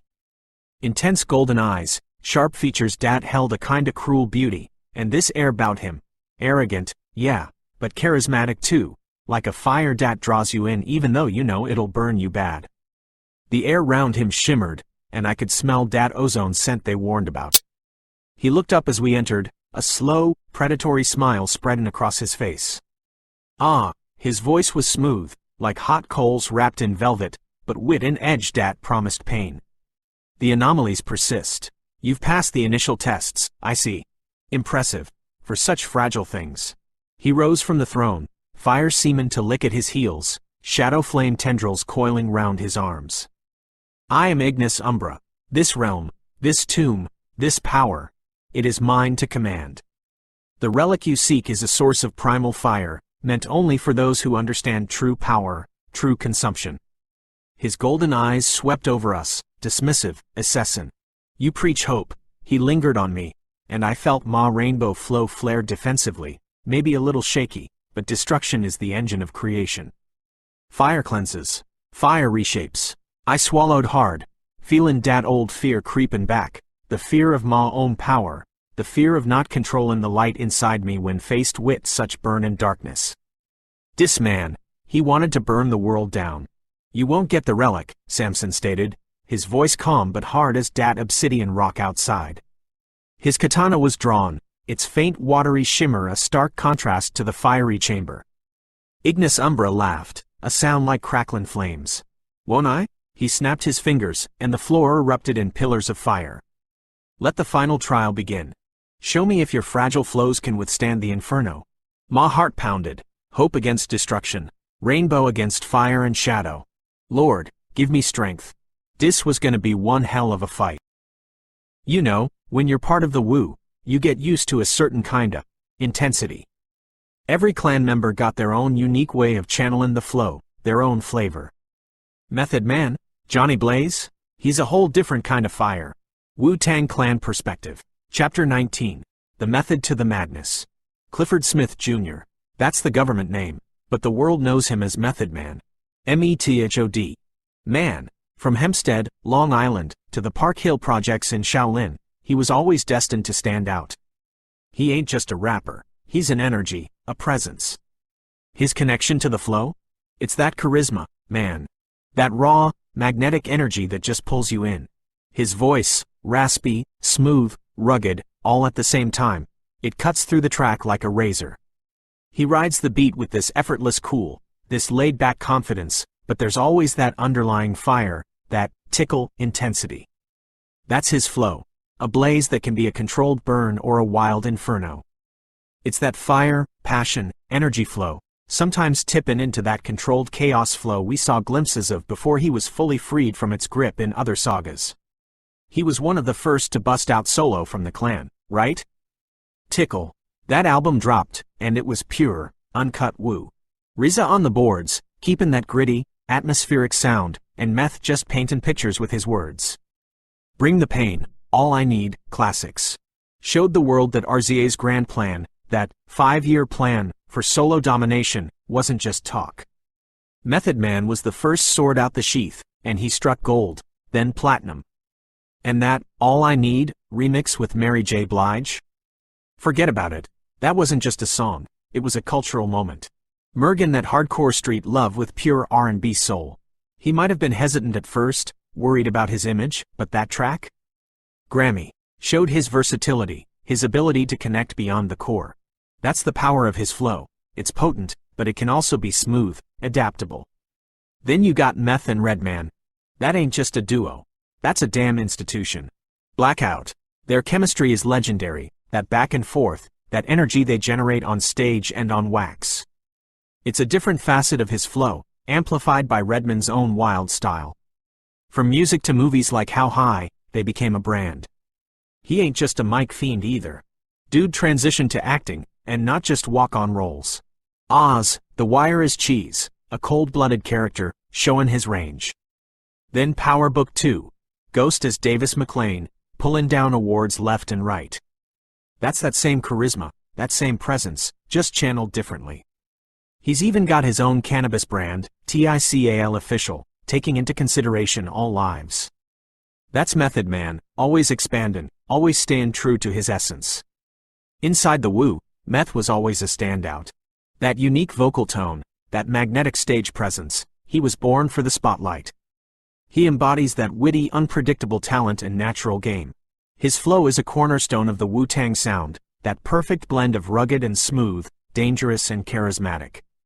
Johnny Blaze, still burning bright. The victory over Aqua Tenebris was hard-won, the chill of her abyssal power slow to leave my senses. The water flow I had absorbed resonated within me, a deep, cold counterpoint to the energies I had gathered before. It was a strength, yes, but also a reminder of the crushing depths, the silent, inexorable power of the tide. As the obsidian orb pulsed and the fiery portal tore open before us, I focused, the warrior's discipline and necessary armor against the unknown. Keisha's narration of our arrival in the infernal domain captured the oppressive heat, the acrid air. Now, the true test of this fiery crucible began. Black Samson Perspective. Chapter 20. Forging Victory in the Inferno. The infernal domain burned, not with the vibrant life of a hearth fire, but with the relentless, consuming fury of a forge heart. Rivers of molten rock carved paths through landscapes of obsidian and basalt, the air thick with the taste of sulfur and the shimmer of heat haze. Ignis Umbra, the self-proclaimed master of this realm, met us with an arrogance as scorching as the flames he commanded. His words were barbs, his presence a wave of oppressive heat, his golden eyes promising annihilation. The battle was joined in his throne room, a vast chamber where fire danced with shadow. Pillars of flame erupted at his command, shadowy conflagrations sought to consume us, and blasts of pure heat forced us to remain constantly in motion. He was a dervish of destruction, his lean form a conduit for the inferno, his tattooed skin seeming to writhe with the captured spirits of fire. My newly acquired water flow was a balm against the searing heat, a shield against the lesser flames. I could feel it rise within me, a cool counter-current to Ignis Umbra's fiery onslaught, creating momentary pockets of steam and condensation where my blade met his fire. But his power was immense, his control absolute in this domain. He transformed parts of his body into living flame, lashing out with fiery tendrils, his pyrokinesis sending waves of superheated air and explosive bursts to corner us. "Focus," I called out, my voice cutting through the roar of flames. "Keisha, your rainbow flow, it's more than just hope, it's resilience. Use it to shield, to douse, to create barriers against his pure heat. Lyricannon, his shadow flames, they are not pure fire, find their dissonance. Wildcard, his arrogance is his weakness, make his control improbable." It was a desperate strategy. Ignis Umbra was a whirlwind, his attacks passionate yet chillingly controlled. He sought to break our formation, to isolate us, to consume us one by one. Lyricannon struggled against the heat distortion, her sonic attacks scattering, but she persisted, searching for a frequency that could unravel his shadowy constructs. Wildcard, true to her name, was a chaotic element, causing gouts of flame to veer wildly, making the ground beneath Ignis Umbra's feet suddenly slick with improbable condensation, a weapon to backfire at a critical moment. Keisha was the surprise. The oppressive heat, the sheer destructive force of Ignis Umbra, it seemed to push her past her fear of control. Her rainbow flow, instead of erupting wildly, began to coalesce, to focus. She threw up shimmering shields of multicolored light that absorbed and dissipated the worst of the heat blasts, her Cajun prayers now fierce incantations of resilience. I saw a flicker of something new in her, the dawning of true mastery. My role was to meet Ignis Umbra's fury head-on. His charismatic taunts, his pronouncements of a world reshaped by his fiery will, I met with the silent discipline of the blade. My katana, now imbued with the essences of shadow, code, and water, moved with a new complexity. I parried his flame whips, the water essence hissing as it met the fire. I absorbed the ambient heat, the raw energy of his attacks, channeling it through the Mandingo style, not to extinguish, but to understand, to find the eye of his storm. His arrogance was indeed a flaw. He believed himself an elemental god, his control absolute. But even fire has a source, a point of origin. I observed his patterns, the way he drew on the intense heat of the lava channels beneath the floor, the way his shadow flames recoiled slightly from Keisha's purest light. "Keisha!" I yelled, seeing an opening as Ignis Umbra overextended in a blast of shadow-infused fire. "Your light, focus it with the water flow. Lyricannon, target his connection to the ground." It was a gamble, a desperate harmony of opposing forces. Keisha, her eyes now blazing with controlled rainbow light, directed a concentrated beam, not of raw force, but of pure, vibrant, life-affirming energy, directly into the heart of Ignis Umbra's shadowy flames. Simultaneously, I channeled the water flow I had absorbed, not as a torrent, but as a focused surge of intense, cooling pressure, guided by my blade towards the point where Ignis drew his deepest power from the molten earth. Lyricannon hit that same spot with a deep, resonant sonic pulse designed to fracture, to disrupt. The effect was explosive. Light and water met shadow and fire. Ignis Umbra screamed, a sound of fury and disbelief, as his connection to the realm's core was momentarily severed, his flames sputtering, his shadowy aura flickering violently. The cold, controlled fury in his eyes was replaced by a flash of raw panic. He was vulnerable. Before he could recover, I was upon him, katana a silver streak. It was not about destroying the fire, but mastering the flow around it, using his own momentum against him. The battle was far from over, but the tide had turned. His arrogance was cracked, his power momentarily checked.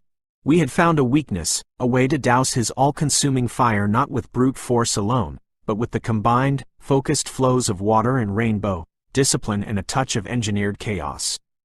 The fight for the fire relic would be to the finish.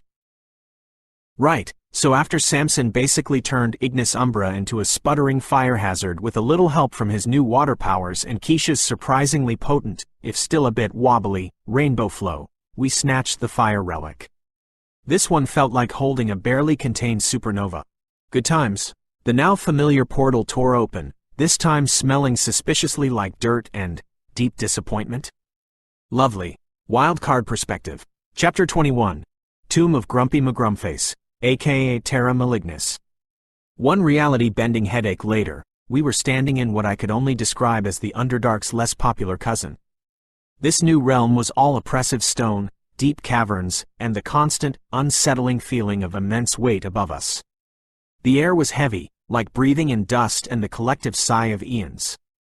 I swear, even the silence in this place sounded judgmental. Let's call it the crushing depths. Because creativity. Okay, new vacation spot, new set of soul-crushing vibes, I announced to the group, trying to flick a piece of grit off my shoulder that probably wasn't even there. Anyone else feel like we're in the planet's large intestine? Lyricannon, ever the professional, was already coaxing the scroll to update. It obliged, its fiery script from the last realm slowly compacting into dense, earthy brown lines, pointing towards a massive, sealed stone gate that looked like it hadn't been opened since dinosaurs were complaining about property taxes. Tomb of Terra Malignis, she read, then looked up. Earth Elemental Guardian. This should be solid. Keisha shivered, despite it not being particularly cold. Feels heavy, this place. Like the earth itself is angry. Probably is, I chimed in. Humans are terrible tenants. I wouldn't be surprised if it tried to evict us. Violently. The tomb was, shocker, full of earth-themed puzzles. We had to navigate shifting stone mazes where walls would grind open and slam shut with the kind of timing that would make a drummer jealous. There were riddles about bedrock, fault lines, and the patience of mountains. Samson actually got a couple of those, go figure. His newfound water powers came in handy when we had to erode a path through a particularly stubborn rockfall, and Keisha's rainbow flow, with a bit more focus now after the firefight, managed to stabilize a crumbling stone bridge by infusing it with pure, unadulterated, hope-crete. My contribution? Well, when a giant stone fist was about to turn Samson into samurai pate, I may have subtly altered the probability of its structural integrity. It missed by a hair and then crumbled into a pile of pebbles. Geological anomaly, I explained with a shrug. We finally reached the heart of this rocky hellhole. The chamber was vast, dominated by a single, colossal stone throne. And sitting on it, looking like he was carved from the mountain itself and deeply regretting getting out of bed that millennium, was Terra Malignis. This dude was huge. Skin like cracked earth, obsidian spikes jutting out everywhere, and eyes glowing like molten lava. He just sat there, emanating this pressure. Like the air itself was being squashed. He didn't even bother with a villain monologue. Just a low rumble, like tectonic plates having a disagreement. You trespass. His voice was the grinding of stone on stone. Asterisk the surface world, exploits, takes, never gives. The core bleeds. Okay, Grumpy, I chirped, because someone had to lighten the mood before we all got crushed by existential angst, or actual rocks. We get it. Humanity sucks. We're terrible houseguests. But we kinda need the relic in your oversized paperweight collection. Multiversal emergency, you understand. Terra Malignis slowly rose, and the entire chamber trembled. Fissures cracked across the floor, stone columns groaned. His fury, when it finally came, wasn't loud or flashy like Ignis Umbra's. It was slow, implacable, and utterly terrifying. He raised a hand, and a wall of solid rock erupted between us and the relic, which was sitting on a stone plinth behind his throne. The earth endures, he rumbled. You will not. Boulders rained from the ceiling. The floor buckled and shifted, trying to swallow us whole. This wasn't a flashy energy battle. This was a war of attrition against the planet itself. Samson, now a whirlwind of elemental adaptability, used his water flow to try and find weaknesses in the stone, his fire flow, absorbed from Ignis's relic, Natch, to blast through smaller debris. Lyricannon was sending out focused sonic blasts, trying to find resonant frequencies to shatter the rock constructs Terra kept raising. Keisha, bless her increasingly controlled heart, was a beacon of rainbow light, throwing up shields that actually held against falling rocks and trying to mend the cracked ground beneath our feet, even if it was like putting a band-aid on an earthquake. Me? I was doing what I do best, making the impossible probable. Terra summons a giant stone hand? Oops, looks like that particular patch of ground suddenly developed the consistency of sand. He tries to encase Keisha in rock? Surprise! The rocks decide to form a lovely, if slightly cramped, protective sphere instead. He's drawing power from the ground. Samson yelled, his voice tight as he deflected a jagged obsidian spear that shot up from the floor. We need to sever that connection. Easier said than done when the guy is the ground. But, you know, challenge accepted. This was going to be another one for the highlight reel of how wild cards saved everyone's asses with style and improbable physics. Or, you know, we'd all become very artistic fossils. 50-50. My kind of Black Samson perspective. Saga of the Wu Temple. Chapter 1. The Weight of Stone, the Whisper of Wind.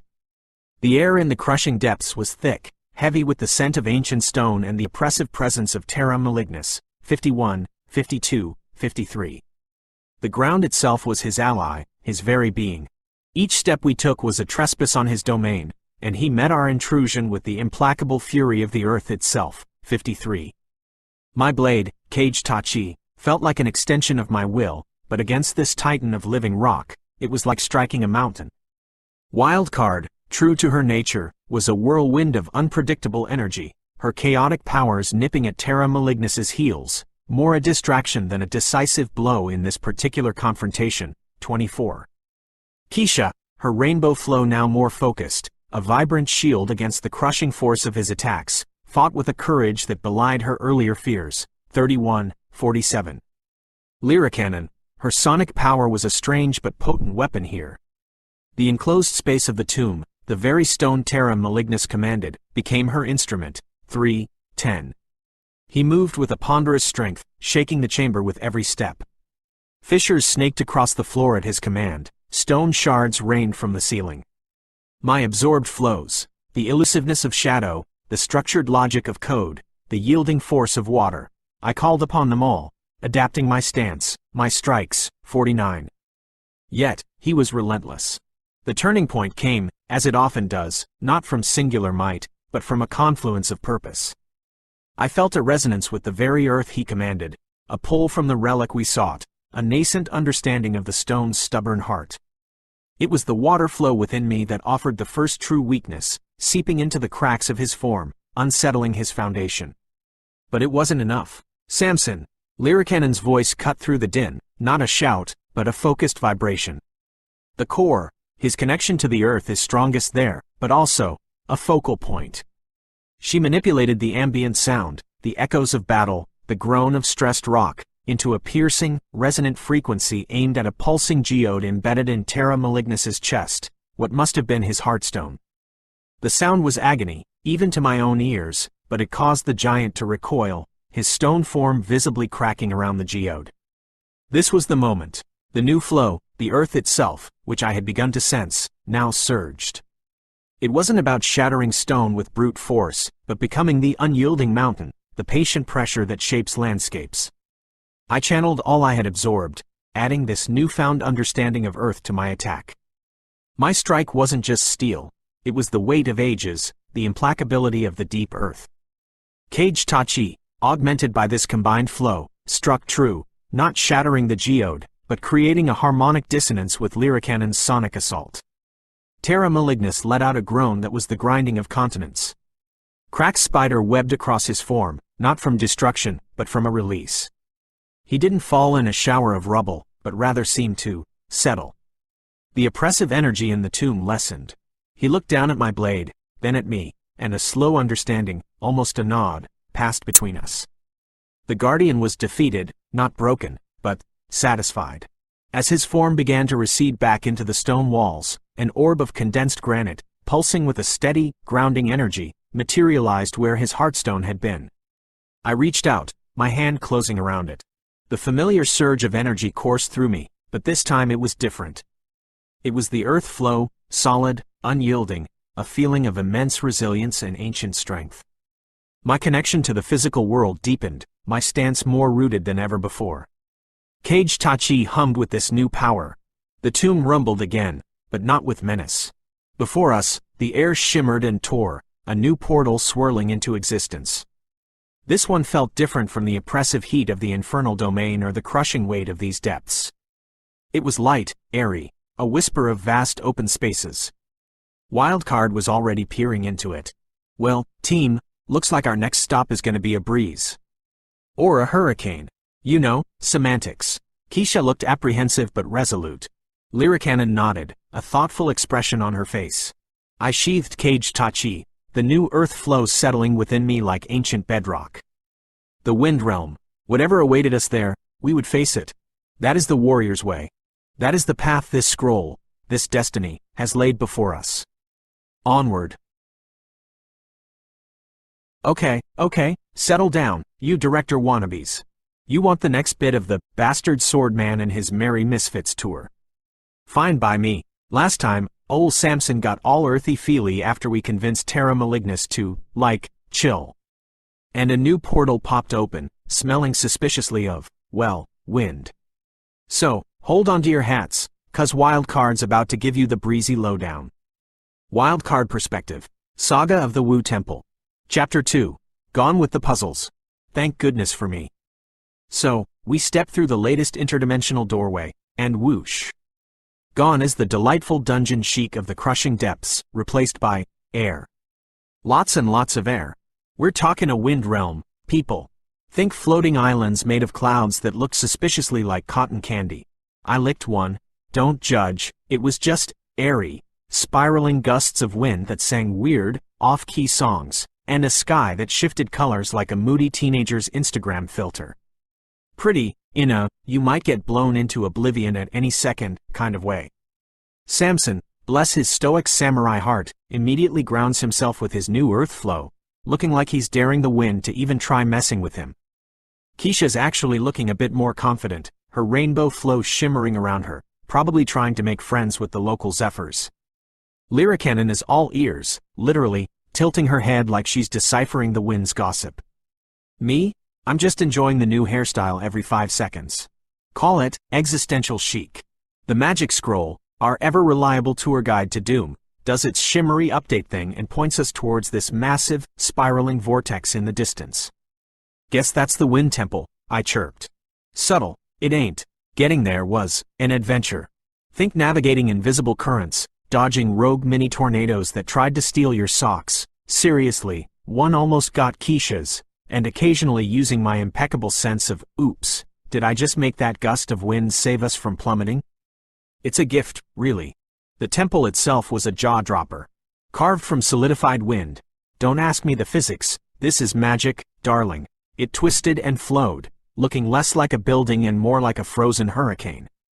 And the entrance? Oh, just a series of massive, spinning fans that would dice you finer than an overpriced salad if you timed it wrong. Standard temple security, I see, I drawled. Samson was already observing the pattern, all serious and focused. Lyricannon was listening to the hum of the fans, probably calculating the RPMs or something equally nerdy. Keisha was, understandably, a bit pale. Allow me, I sang, and with a little nudge to the probability of all the fans aligning perfectly for, say, 10 seconds? We strolled right on in. See? Efficiency. Inside, it was a maze of wind tunnels, chiming corridors, and platforms that appeared and disappeared with the breeze. And puzzles. Oh, the wind puzzles and riddles. You know, the kind that make you want to tear your hair out. First up, a room full of massive, stone flutes. The riddle, whispered on the wind, dramatic, much, was something about playing the song of silence to open the path. Bow ring, while Samson was trying to figure out which flutes not to blow, and Lyricannon was probably analyzing the harmonic structure of nothingness, I just tripped. Yeah, a good old-fashioned, totally accidental stumble that just happened to knock over a precariously balanced rock that happened to fall onto the exact sequence of non-flute activating pressure plates. Path open. My bad, I offered with my most innocent smile. Samson just sighed. He's getting used to it. Then there was the riddle of the shifting breezes. We had to cross this chasm, but the only bridge was made of gusts of wind that changed direction every few seconds. Keisha tried to solidify a path with her rainbow flow, but the winds were too tricksy. Lyricannon tried to map their sonic patterns. Samson was, well, Samson-ing, observing, waiting. I got impatient. Okay, universe, I whispered. What are the odds of a really convenient updraft appearing right under our feet for, say, the exact duration of a leisurely stroll across this pit of despair? Poof! Solid-ish updraft. We floated across like we were on a breezy Sunday picnic. I even did a little twirl. For flair. There were riddles written in swirling dust motes that only stayed legible if you said the answer backwards while hopping on one foot. Don't ask how I figured that one out. Pure, chaotic genius, that's how. There were chambers where you had to redirect wind currents using giant, spinning pinwheels to hit specific targets, which mostly involved me, accidentally, making the pinwheels spin at wildly improbable speeds until something just clicked. Honestly, these elemental guardians really need to up their puzzle game. Or maybe they just haven't encountered the wild card factor before. Samson did his stoic analysis, Lyricannon used her brainy sound voodoo. Keisha showed some real pluck with her growing flow control, but let's be real, my talent for making the ridiculously improbable happen was the real MVP in that windy funhouse. We finally reached the central chamber, a massive, open dome where the winds converged into a single, powerful updraft, at the top of which, I'm guessing, was our next glowy prize and probably another moody guardian with a flair for theatrics. Well, that wasn't so bad, I said, fluffing my wind-tossed hair. Anyone else feel a bit lightheaded? The real challenge, I figured, was just around the corner. Or, in this case, probably hovering ominously overhead. You got it, boss. Wildcard back on the mic, ready to drop the next chart topper in the Samson and the Relic Hunter's Ball saga. So, we just breezed through those wind puzzles, mostly thanks to my stellar ability to make fate my personal assistant, and now we're in the main chamber of this wind temple. Expecting tea and biscuits? Honey, you're in the wrong multiversal Airbnb. Wildcard perspective. Saga of the Wu Temple. Chapter 3. Twist and shout with Ventus Tempestae. So, there we are, in the eye of this, well, not a storm, more like a very organized hurricane dome. The winds are swirling up, real pretty like, towards this big, shiny thing floating at the top. Another relic. I'm betting my last pair of mismatched dimensional socks on it. And you know what else floats around ancient, powerful relics? Ancient, powerful, and usually very cranky guardians. Right on cue, the air gets supercharged. Not like, ooh, static electricity, charged, more like, ooh, the universe is about to throw a diva fit, charged. The swirling winds in the center of the dome start to coalesce, darken, and take on a shape. And let me tell you, this ain't your grandma's gentle breeze. Out of the vortex steps, floats, materializes. It's all very dramatic with these elementals. Ventus Tempestae, 450. And honey, the profile you gave me? Chef's kiss. Spot on. She's this lithe, smoky figure, all tattered dark fabrics billowing like she's in her own personal goth music video. 450, 454. You can barely make out her form, it's so blurry and gale forcey, but her eyes? Oh, those are crystal clear, piercing, icy blue, and filled with the kind of amusement that says, I'm going to enjoy disassembling you molecule by molecule. 451, 452, 458. Little wisps of her hair are actual mini cyclones. Extra, much? 453. Well, hello there, darlings, her voice echoes, sometimes a deafening roar that makes your teeth rattle, sometimes a chilling whisper that slithers right down your spine and makes you want to check if your soul is still tucked in. 461. Come to play in my little Zephyr Palace? I do so love new toys. And that cruel little smirk? Yeah, she's definitely one of those guardians. The ones who delight in chaos and disruption because, and I quote from her charming personality file, order is stagnant and suffocating. 455, 456, 457, 458. Girl, preach. We could have a lot of fun, her and I, if she wasn't, you know, trying to turn us into wind chimes. This ain't no puzzle. This is a straight-up kung fu or as Samson would say, Kenjutsu flow whatever, throwdown. Ventus Tempeste doesn't wait for an invitation. With a flick of her wrist, or what I think is her wrist, it's all a bit blurry, a gale force wind slams into us, 459. Keisha yelps, throwing up a rainbow shield that shimmers and strains but, credit to her, holds. 31. Samson, that immovable object, just digs his heels in deeper, cage tachi humming as he channels that earth flow he just picked up. He's like a human mountain, solid against the blast, previous chapter. Lyricannon's already on it, her sonic senses trying to pick apart Ventus's attacks, looking for a pattern in the chaos. 3. Her form is unstable. She yells over the roar. She's pure air current. Disrupt the flow. Easier said than done, genius, when the flow is trying to suck your eyeballs out. Ventus cackles, a sound like shattering ice. Disrupt this. She vanishes, poof, like a dissipating gust, then reappears right behind Keisha, a vortex of razor-sharp wind blades forming around her hand. 459, 462. Keisha, look out! I yell, already tweaking the odds of Keisha tripping perfectly out of the way. My girl stumbles, the wind blades slice through empty air, and I give myself a mental high five. Samson's moving now, not with brute force, but with the grace of a seasoned warrior, his blade weaving through the air, trying to find purchase on Ventus's shifting form. It's like trying to stab a cloud, a very angry, very stabby cloud. He's using his water flow, trying to create moisture, something to give her form more substance, but she's too quick, too ethereal. 43. You can't touch what you can't hold, samurai. Ventus taunts, dancing around his strikes, her movements impossibly fast, a fleeting shadow one moment, a full-blown squall the next. 460. She unleashes a crushing pressure wave, and I can feel the air squeeze around me. 459. Oh, it's like being in a packed elevator with a black hole. Okay, my turn, Wind Witch. I shout, because honestly, her whole, I'm so chaotic, shtick is kinda stepping on my brand. I focus, pushing my luck, not to attack her directly. How do you punch a hurricane?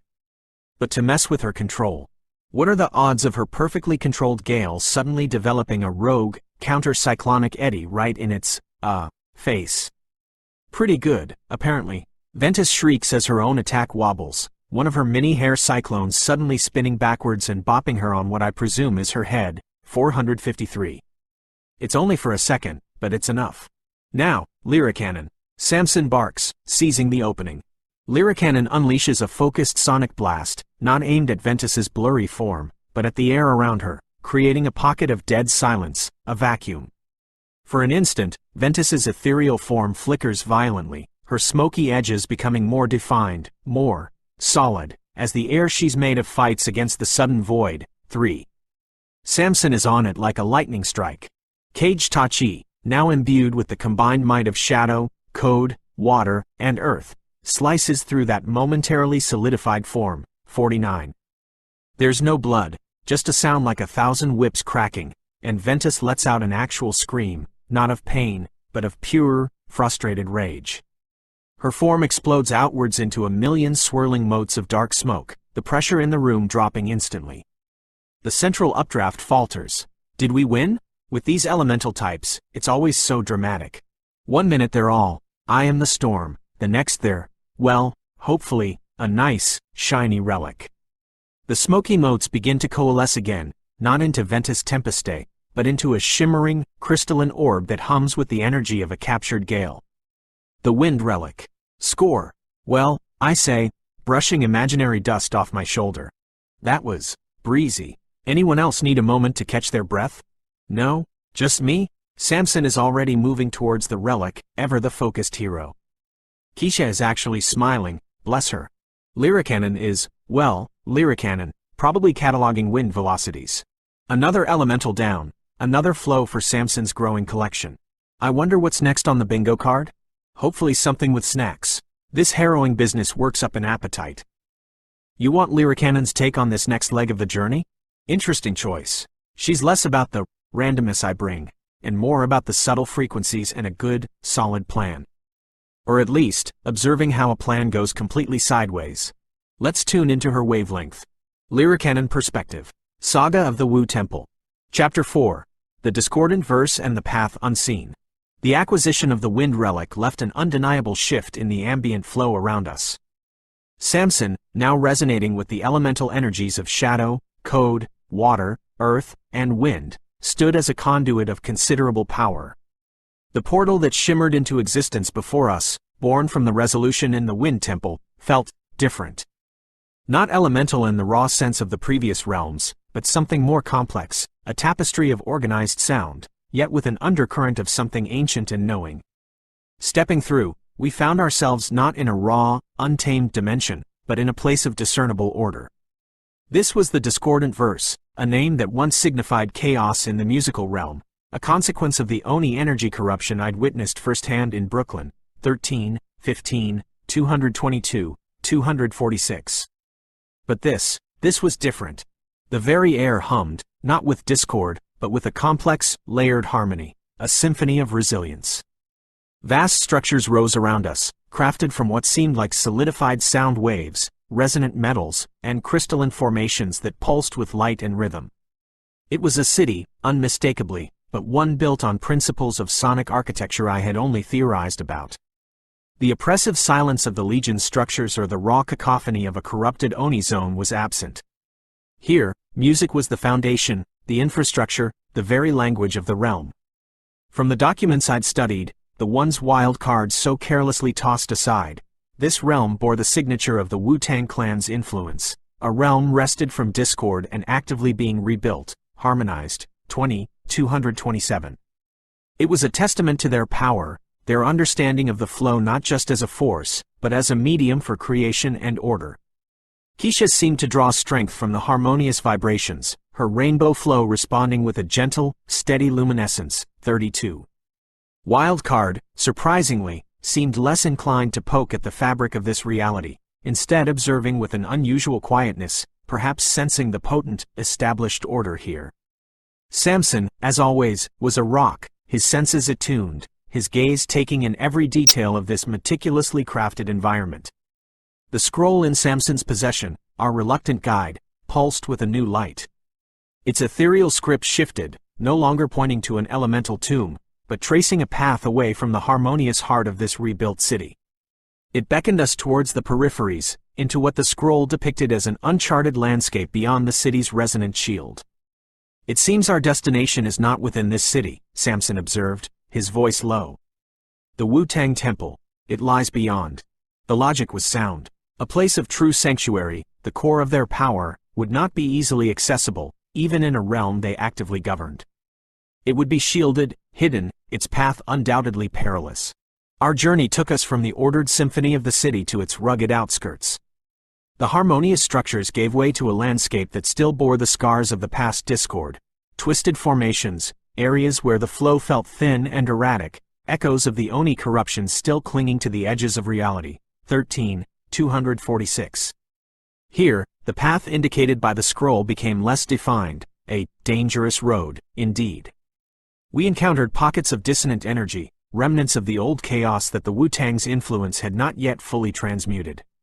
Wildcard's abilities became more necessary here, her manipulations of probability smoothing over sudden drops in the flow, or redirecting minor sonic aggressors, lingering corrupted entities, perhaps, that seemed drawn to our passage.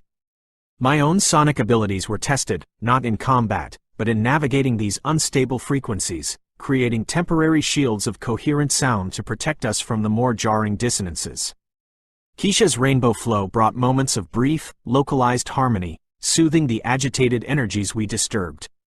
Samson, with his growing command over multiple flows, was the anchor, his presence a stabilizing force against the lingering instability. The landscape grew wilder, the path more treacherous. We crossed canyons that hummed with mournful, forgotten melodies and navigated forests of crystalline trees that chimed with every gust of wind, some harmonious, others gratingly discordant. The road was less a path and more a series of challenges, natural and perhaps intentionally placed, testing our resolve, our cohesion as a unit. Days, or what passed for them in this timeless realm, blurred into a focused journey. The scroll was our only constant, its gentle glow a beacon in the encroaching wilderness. It led us higher, into mountains that seemed to scrape the vibrant, musically active sky. And then, at the precipice of a vast, hidden valley, wreathed in mist and resonant energy, we saw it. Not a building in the conventional sense, but a structure that seemed to grow from the mountain itself, an edifice of perfect geometry and profound, ancient harmony. The energy emanating from it was immense, pure, a convergence of all the positive aspects of the flow I had ever sensed. This was not just a temple. This was the Wu Temple, 311. The end of this dangerous road, and, I suspected, the true beginning of our purpose here. Yo, word up! This is Hood Gemini back on the set, ready to drop the next jewel on this epic. We seen Samson and his crew, Lyricannon, that wild chick wild card, and the powerhouse Keisha, finally make it to the doorstep of the legendary Wu Temple in the remixed discordant verse, previous chapter. The air itself hums with order, a testament to the clan's mastery. Now, it's time to get acquainted with one of the pillars, a true architect of the intellectual flow. Wu-Tang Clan Perspective. Saga of the Wu Temple. Chapter 5. The Genius and the Geometry of Flow. Enter Jizza. Aight, so the team done navigated the wilderness, that dangerous road Lyricannon was vibin' on, and now they standin' before the Wu Temple. This ain't no regular fortress, yo. This joint breathes with the rhythm of the universe, every stone, every echo, aligned with the master flow. It's a place of sanctuary, rebuilt from the ashes of discord, a testament that the true essence, the real hip-hop of existence, can purify and reconstruct. As Samson and his crew step into the outer courtyards, the energy shifts. It ain't just raw power here, it's intricate, a complex web of interconnected thoughts, histories, and cosmic sciences. This is the influence of the Jizza, the genius. His presence, even before you see the man, is felt in the very structure of this place, in the sacred geometry that underpins the temple's design. See, every member of the clan is a master of the flow, but Jizza?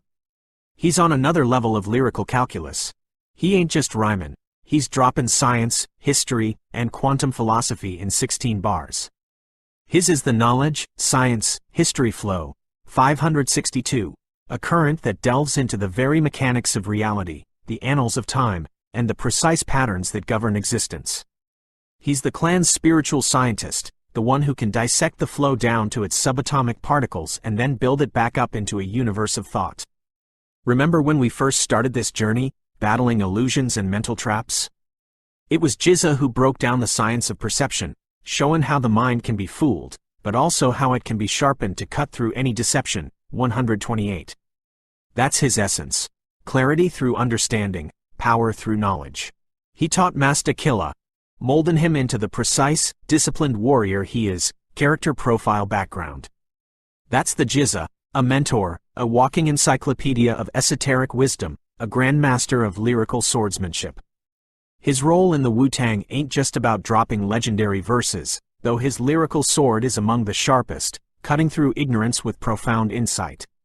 He's the master of complex flow patterns, guardian of the flow, base storyline, weaving intricate designs with his energy that can reorder chaos or unveil hidden truths. While Rizza is the abbot, the strategic visionary, 262, Jizza is the one who deciphers the ancient scrolls of existence, who understands the cosmic equations that the abbot then puts into motion. He finds the connections, the unseen threads that bind all things, from the streets of Shaolin to the furthest reaches of the multiverse. As Samson's team ventures deeper, they might find themselves in a chamber that reflects GZA's mind, perhaps a vast library where the books whisper forgotten histories, or a space where the flow manifests as intricate, ever-shifting holographic patterns, the very blueprint of reality laid bare. Here, the lessons ain't just about fighting, they're about thinking, about understanding the battlefield on a molecular level, about recognizing the enemy's strategy before they even conceive it.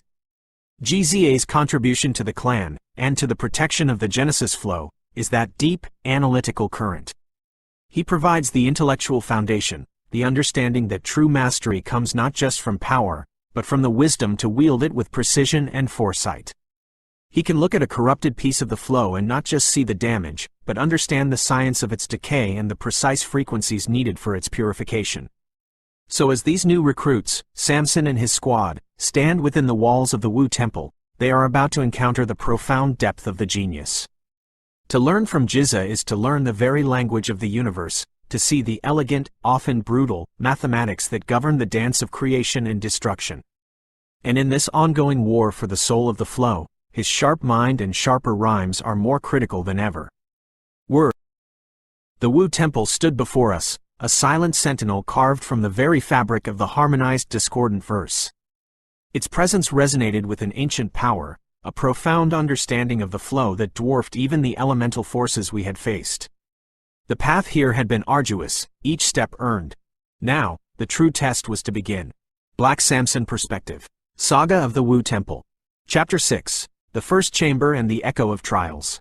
We stood at the threshold, not of a mere building, but of a crucible. The air within the first chamber hummed, alive with intersecting currents of energy.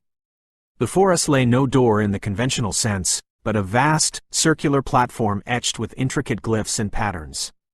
At its center, a series of indentations, clearly designed to receive objects of specific energies.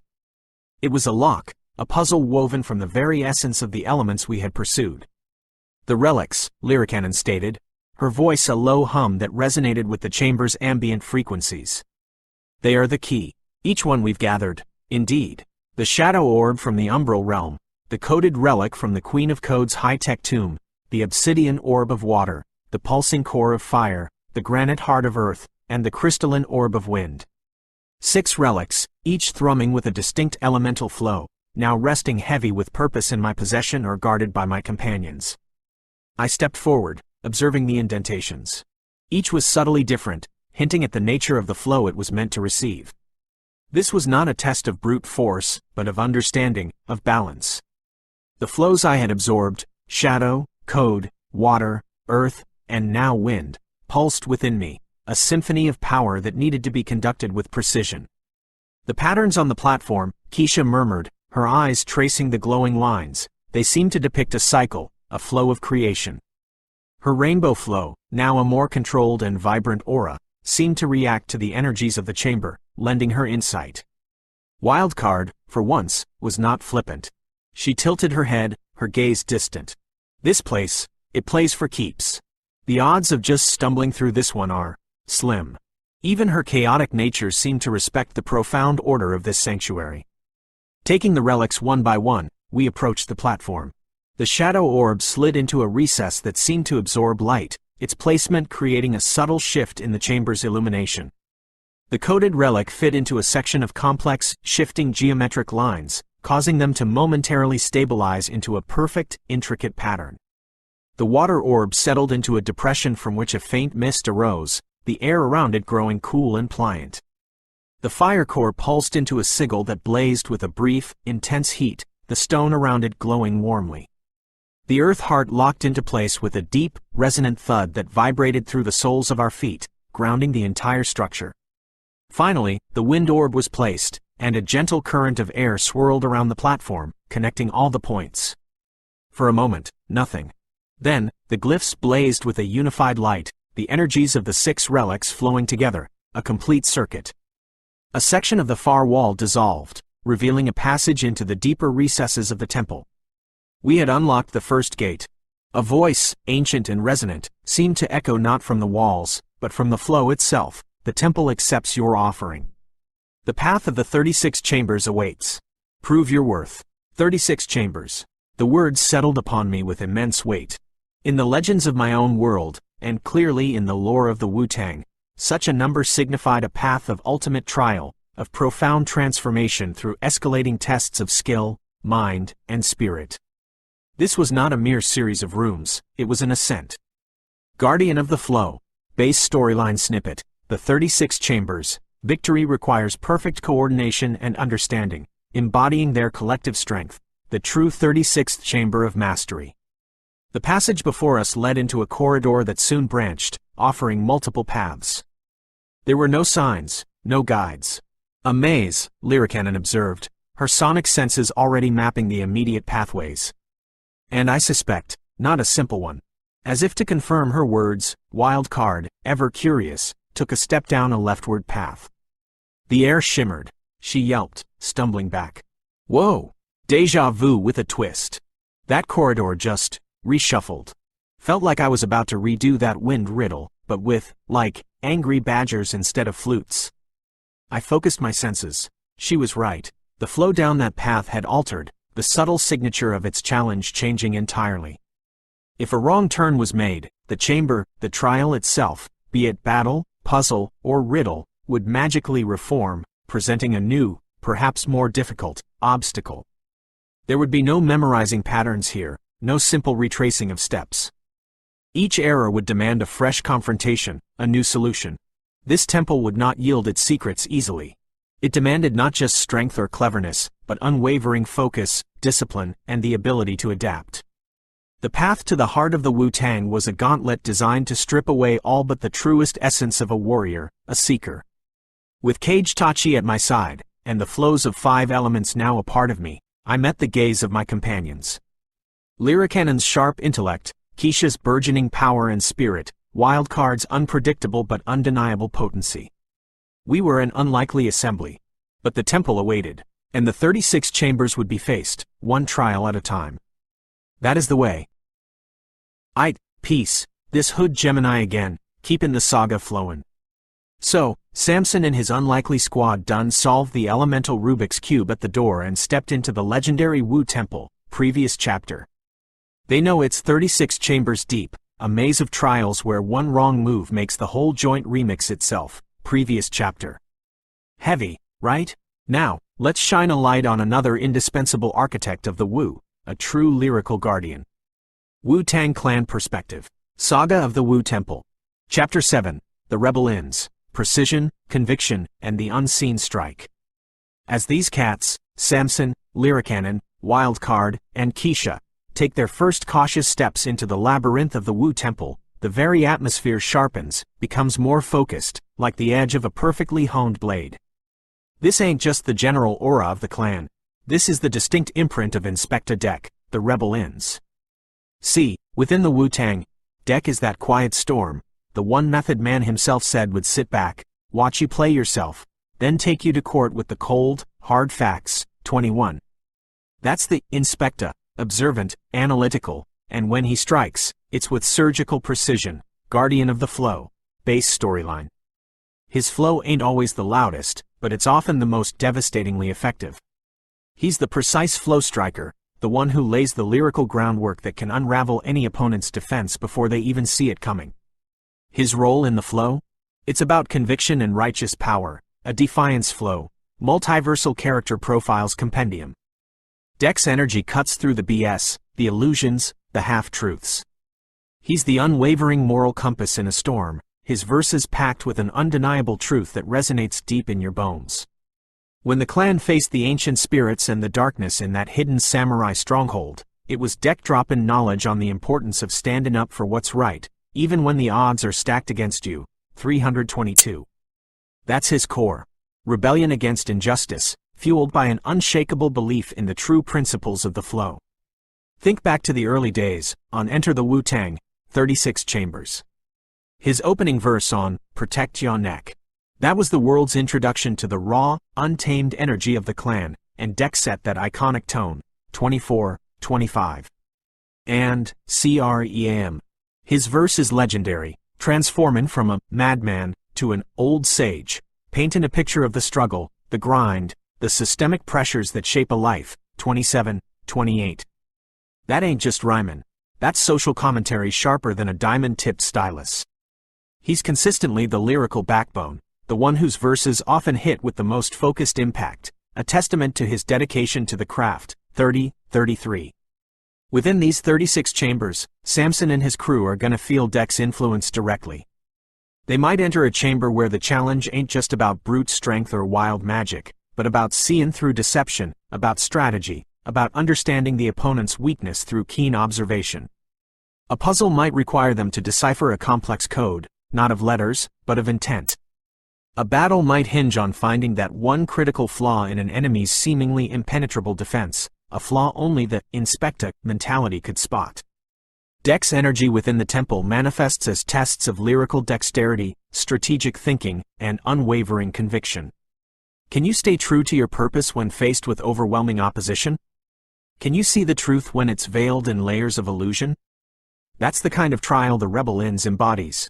He's not just a warrior, he's a detective of the soul, an inspector of reality, and his verses are the carefully chosen tools he uses to dismantle falsehoods.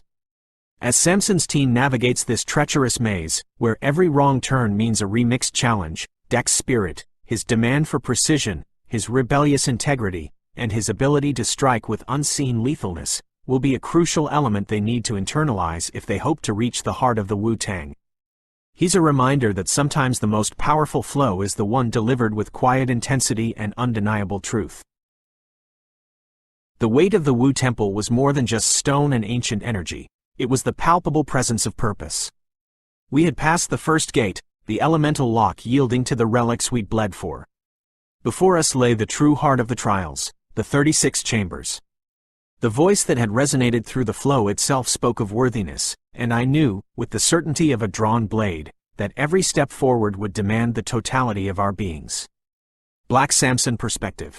Saga of the Wu Temple. Chapter 8. 36 Ways to Live or Die. The passage beyond the relic chamber was stark, a contrast to the intricate artistry of the entrance. It was a path designed not for contemplation, but for movement, for the beginning of a relentless forward momentum. The air itself seemed to vibrate with anticipation, with the echoes of countless trials endured by those who had walked these halls before. The 36 chambers. The name itself was a legend, a gauntlet. Not merely a physical space, but a spiritual and mental battlefield where every facet of a warrior would be tested, honed, or broken. Each chamber, a unique expression of the Wu-Tang's profound understanding of the flow, and of the myriad ways existence could challenge an individual. We chose a path, a dark archway that seemed to swallow the light. As we stepped through, the corridor behind us shimmered and vanished. There was no retreat, only forward, or failure. Our first true chamber, it was a lesson in humility. Not a grand battle, but a room of shifting illusions, far more intricate and personalized than those in the umbral realm. Visions of my past, of moments of doubt, of battles lost, flickered at the edge of my perception. I saw the faces of those I could not save, heard whispers of failures I carried deep within. The very air seemed to mock my resolve, seeking to unearth the anxieties a warrior must bury to function. Lyricannon, her senses attuned to sonic deception, pressed her hands to her temples, her brow furrowed as she fought to discern true sound from phantom echoes. Keisha, her vibrant rainbow flow flickering, battled waves of induced despair that sought to extinguish her light. Wildcard, surprisingly, seemed the most disoriented here. Her power, so reliant on the chaotic interplay of probabilities, struggled against illusions designed to unravel certainty itself. "This isn't random," she hissed, swatting at an illusion only she could see. "This is targeted psychological warfare. Low blow, temple, low blow." We navigated it, not by force, but by a grim focus, anchoring ourselves to the present, to the tangible feel of caged tachi in my hand, to the sound of each other's breathing. We learned quickly, hesitation, a flicker of doubt, and the illusions would intensify, latching onto that weakness. The next chamber presented a puzzle of pure flow dynamics. We stood on a platform overlooking a chasm, with floating stones that shifted and pulsed with unstable energy. The task, as whispered by the ever-present voice of the temple, was to create a bridge of stable flow, using our combined abilities. My elemental flows, water's cohesion, earth's stability, wind's lift, fire's controlled energy, even the grounding structure of code and the elusiveness of shadow, had to be woven together. It required not just power, but perfect synergy. Our first few attempts were disastrous, Keisha's raw rainbow energy clashing with Lyricannon's precise sonic constructs, my own elemental powers warring for dominance before I learned to blend them with finer control. Wildcard's attempts to luck a bridge into existence only caused the stones to gyrate more erratically. One misstep in our collaborative flow, one surge of imbalanced energy, and the chasm below seemed to deepen, the challenge resetting, the stones rearranging into a more complex, more demanding pattern. The temple was an unforgiving teacher. It did not punish failure with mere pain, but with the repetition of the lesson, each iteration subtly, or sometimes drastically, altered. A puzzle of logic might become a test of speed. A battle of strength could shift to a duel of wits. There were chambers that were purely physical, where constructs of solidified flow, animated by the temple's will, engaged us in combat that tested our martial skill to its limits. They adapted to our styles, forcing us to evolve, to abandon ingrained habits. I felt Cage Tachi become an extension of all the flows I wielded, each strike imbued with a different elemental property, a dance of versatility I had not known I possessed. Some chambers were riddles whispered by unseen entities, their solutions demanding not just knowledge, but wisdom, an understanding of the philosophical underpinnings of the Wu-Tang. Lyricannon and I often found ourselves deciphering these, her knowledge of ancient texts and my own intuitive grasp of warrior codes complementing each other. With each chamber cleared, the passage onward would appear. With each misstep, or a choice down a path that led to a dead end, which were, in themselves, chambers of redirection, the very fabric of our immediate past trial would rewrite itself. A battle against a single, powerful flow guardian might become a swarm of smaller, agile constructs. A riddle based on ancient lore might transform into a puzzle of celestial mechanics. This was the essence of the 36 chambers, a dynamic, ever-evolving trial. It was designed to break patterns, to force adaptation, to ensure that mastery was not a static achievement but a continuous process of learning and growth. 36 ways to prove oneself. 36 ways to fail. 36 ways to live, if one had the will, the skill, and the understanding of the flow. Or, for those found wanting, 36 ways to be consumed by the trial, to die in spirit if not in body. The path ahead was long, each chamber a new unknown. But with every trial overcome, a deeper understanding of the flow, and of ourselves, began to take root. The Wu Temple was not just testing us, it was forging us. The temple did not yield easily. Each chamber surmounted felt like a victory hard won, paid for in sweat, focus, and the shedding of some internal burden. The path twisted, turned back on itself, and with every misstep, the trials remade themselves, a constant, shifting challenge. We had passed through chambers that tested our courage, our intellect, our unity, and our individual mastery of the flow. How many, I could not say for certain, but a significant portion of the 36 now lay behind us.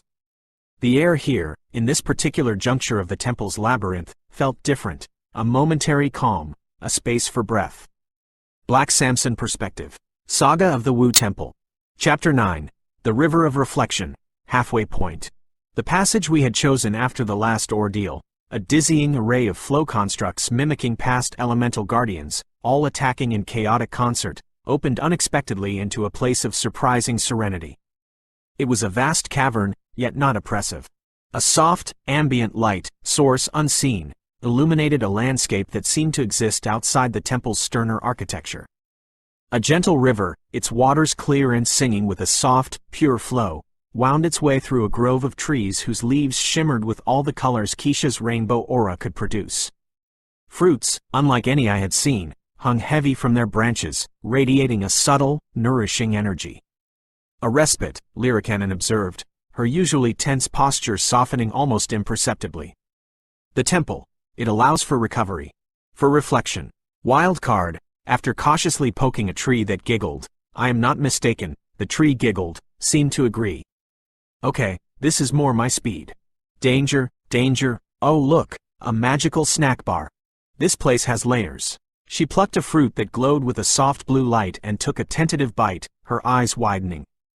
Whoa, tastes like starlight and good decisions. Definitely an upgrade from dimensional trail mix.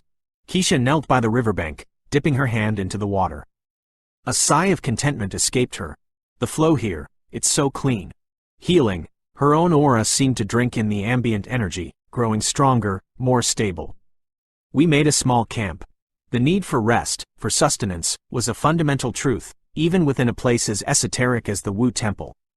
As we ate of the strange, revitalizing fruits and drank from the pure river, a quiet settled over us, a space for the lessons of our journey to surface. We were, by my estimation and the shifting energetic signature of the temple, perhaps halfway through the 36 chambers. The trials had been relentless, each one stripping away some measure of ego, some preconceived notion of our abilities. I found myself reflecting on the path that had led me here, from the streets of Brooklyn, fighting the Oni-meth scourge, to this sacred, testing ground. The initial burden of my displacement, the weight of a lost era, had not vanished, but it had been integrated. The flows I had absorbed, shadow, code, water, fire, earth, wind, were no longer just external powers I wielded. They were becoming a part of my essence, each one teaching me a different facet of existence, a different approach to the warrior's path.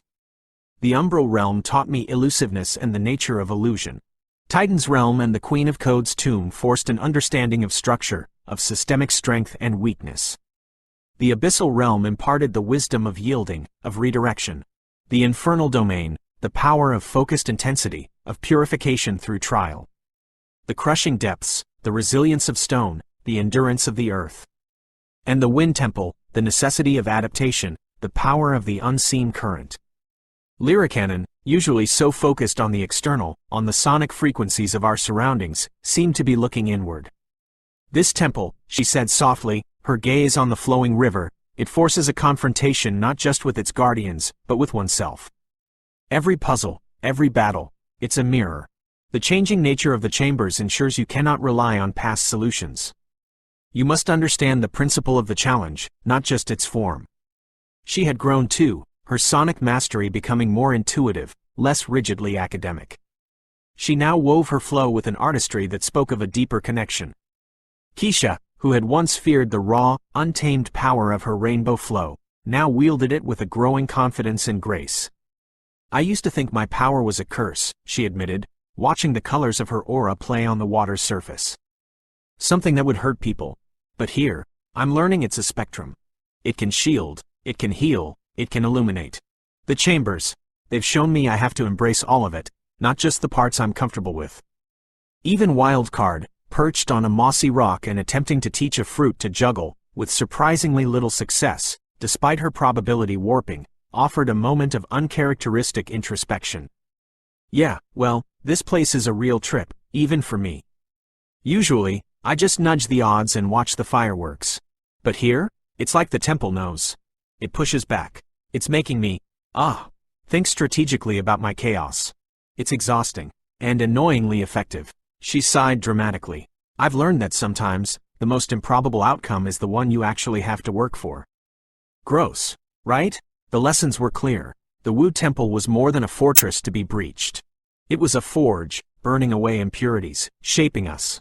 The relics we gathered were not mere keys, but catalysts for internal change.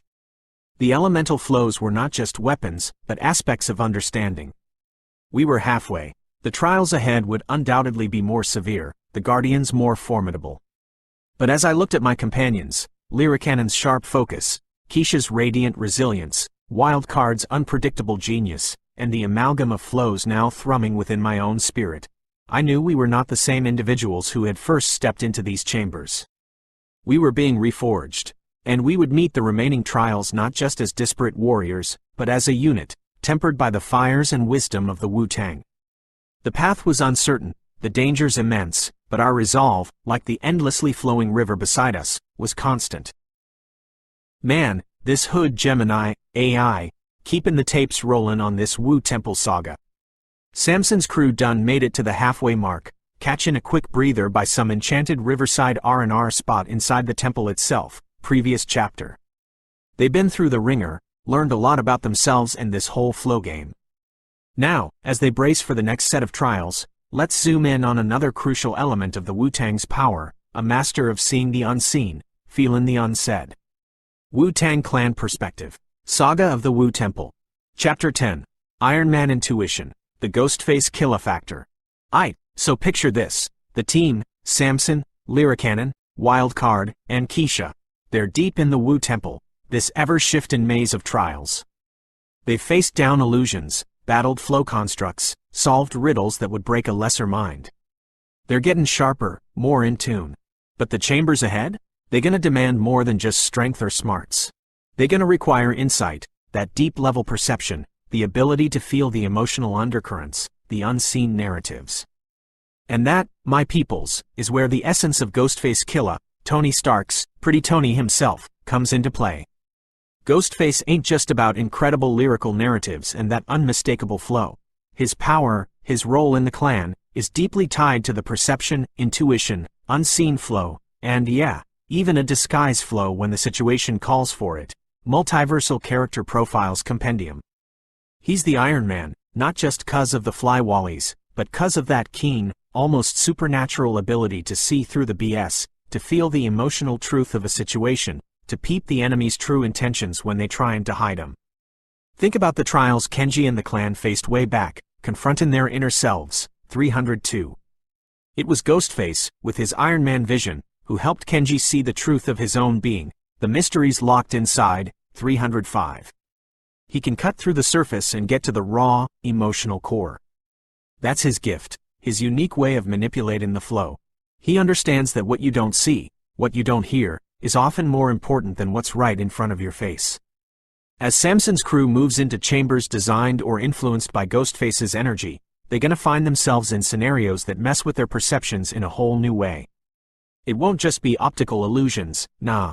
It'll be emotional manipulations, tests of empathy, situations where the real enemy isn't a monster, but a misunderstanding, a hidden sorrow, or a deceptive facade.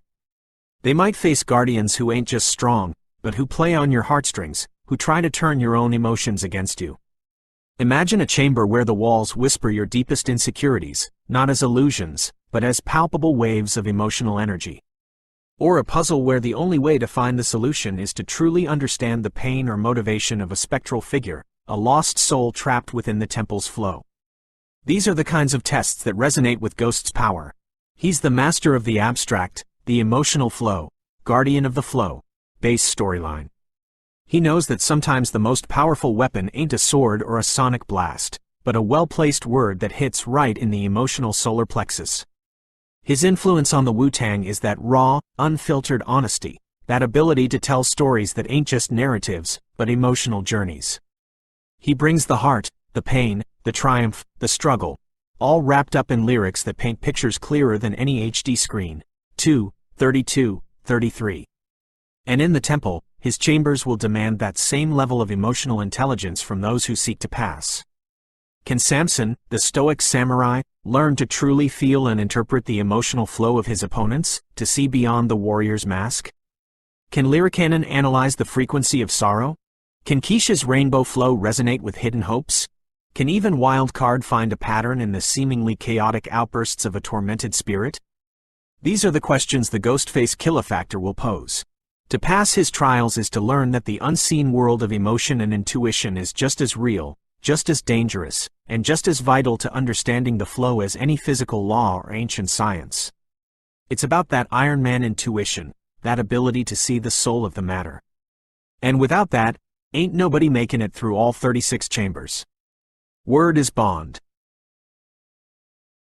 The sanctuary by the river, though a welcome pause, was but a breath taken in the midst of a storm. The Wu Temple did not offer idleness. Its currents still pulled us forward, deeper into its mysteries. The halfway point was a milestone, yes, but also a reminder of the trials yet to come. Each chamber passed was a verse learned, a technique honed, a layer of self shed. The flow within me, an amalgamation of the elemental powers absorbed from the relics and guardians, felt more potent, yet also more demanding. It was not simply a reservoir of energy, but a language I was slowly, arduously, learning to speak with greater fluency. Black Samson Perspective. Saga of the Wu Temple. Chapter 11. 36 Ways My Flow is Stronger. The path leading from the riverside grove was subtle, almost hidden behind a curtain of the luminous, fruit-bearing trees. It felt less like a constructed corridor and more like a natural passage, as if the temple itself was guiding us into its more ancient, primal heart. The nature of the challenges began to shift again. It was no longer just isolated tests of elemental understanding or singular virtues. Now, the chambers demanded a synthesis, a weaving together of all we had learned, all I had become.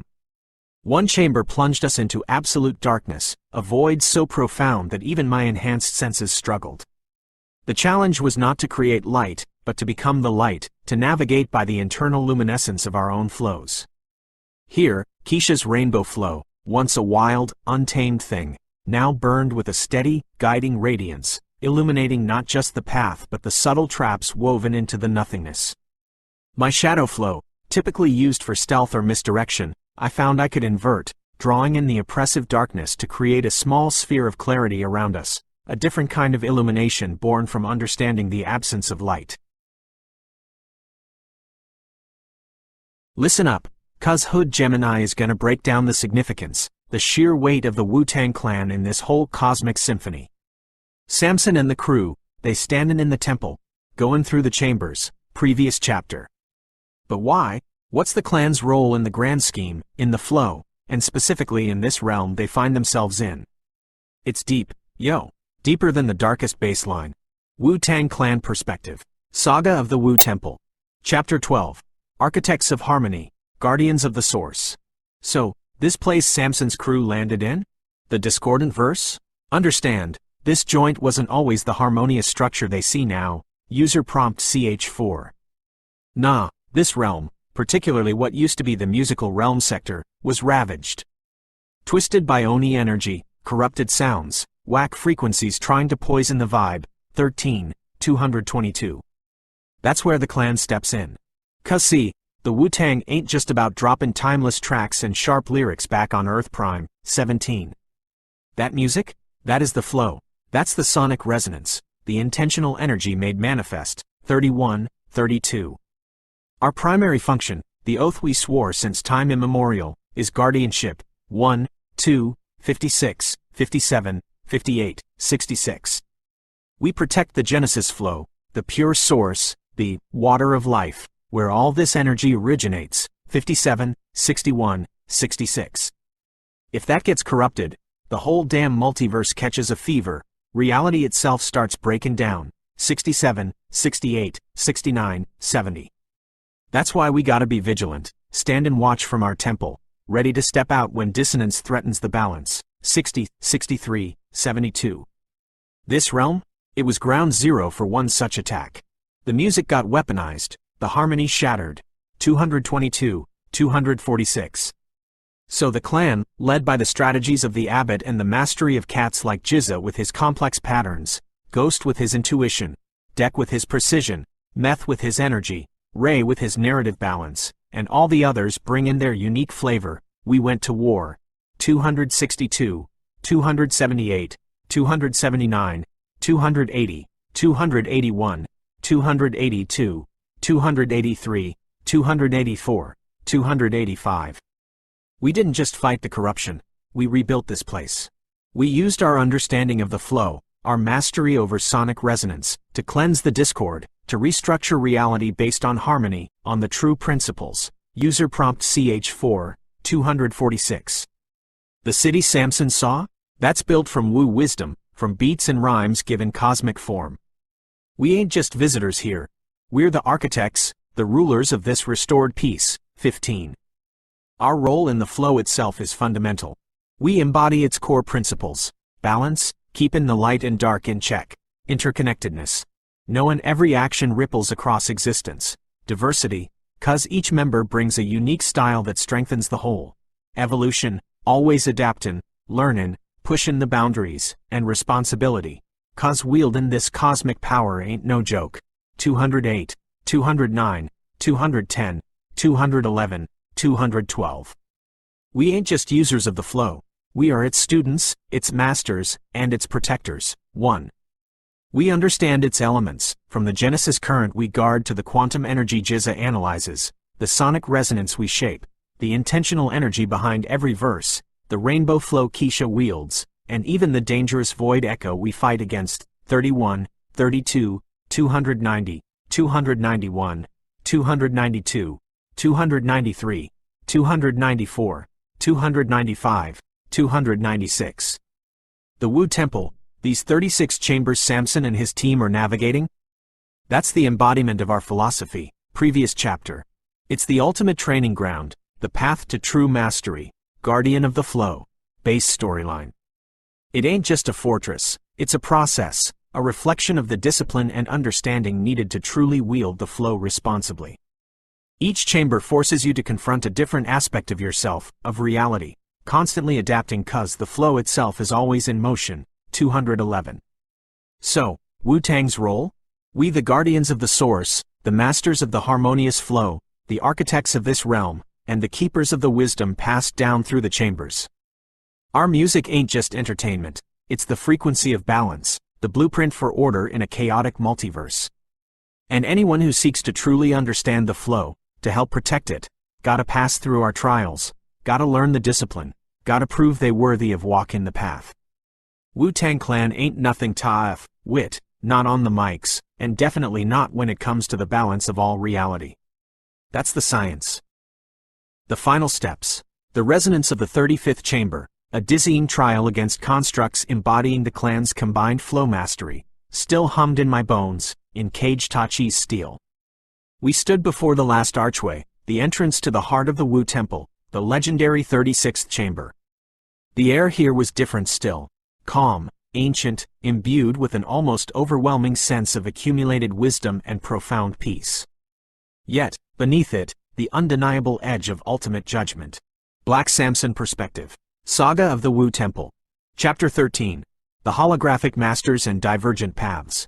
We entered not a battlefield, nor a chamber of riddles, but a vast, open space under a simulated sky filled with shifting constellations of pure flow energy. At the center, on raised platforms, stood figures bathed in soft light, 9 of them. Instantly recognizable from the legends, from the energy signatures we'd felt throughout the temple: Rizza, Jizza, Method Man, Raekwon, Ghostface Killa, Inspector Deck, You God, Master Killa. Even the faint, chaotic echo of Old Dirty Bastard. The Wu-Tang Clan. But as we approached, the truth became apparent. They were not flesh and blood. They were holograms, complex projections of light and flow, impossibly lifelike, radiating wisdom and power, yet undeniably echoes of presence, not presence itself. The masters were not physically here. A sense of dissonance warred within me. We had endured the 36 chambers, expecting to meet the legends, the guardians themselves. Was this another illusion? They are gone from this plane, a quiet voice stated.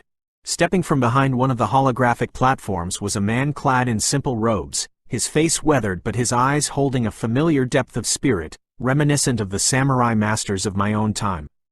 He carried a simple staff, and his presence felt intrinsically linked to the temple's energy. But their wisdom, their flow, their legacy, remains. Who are you? Lyricannon asked, her voice wary but respectful.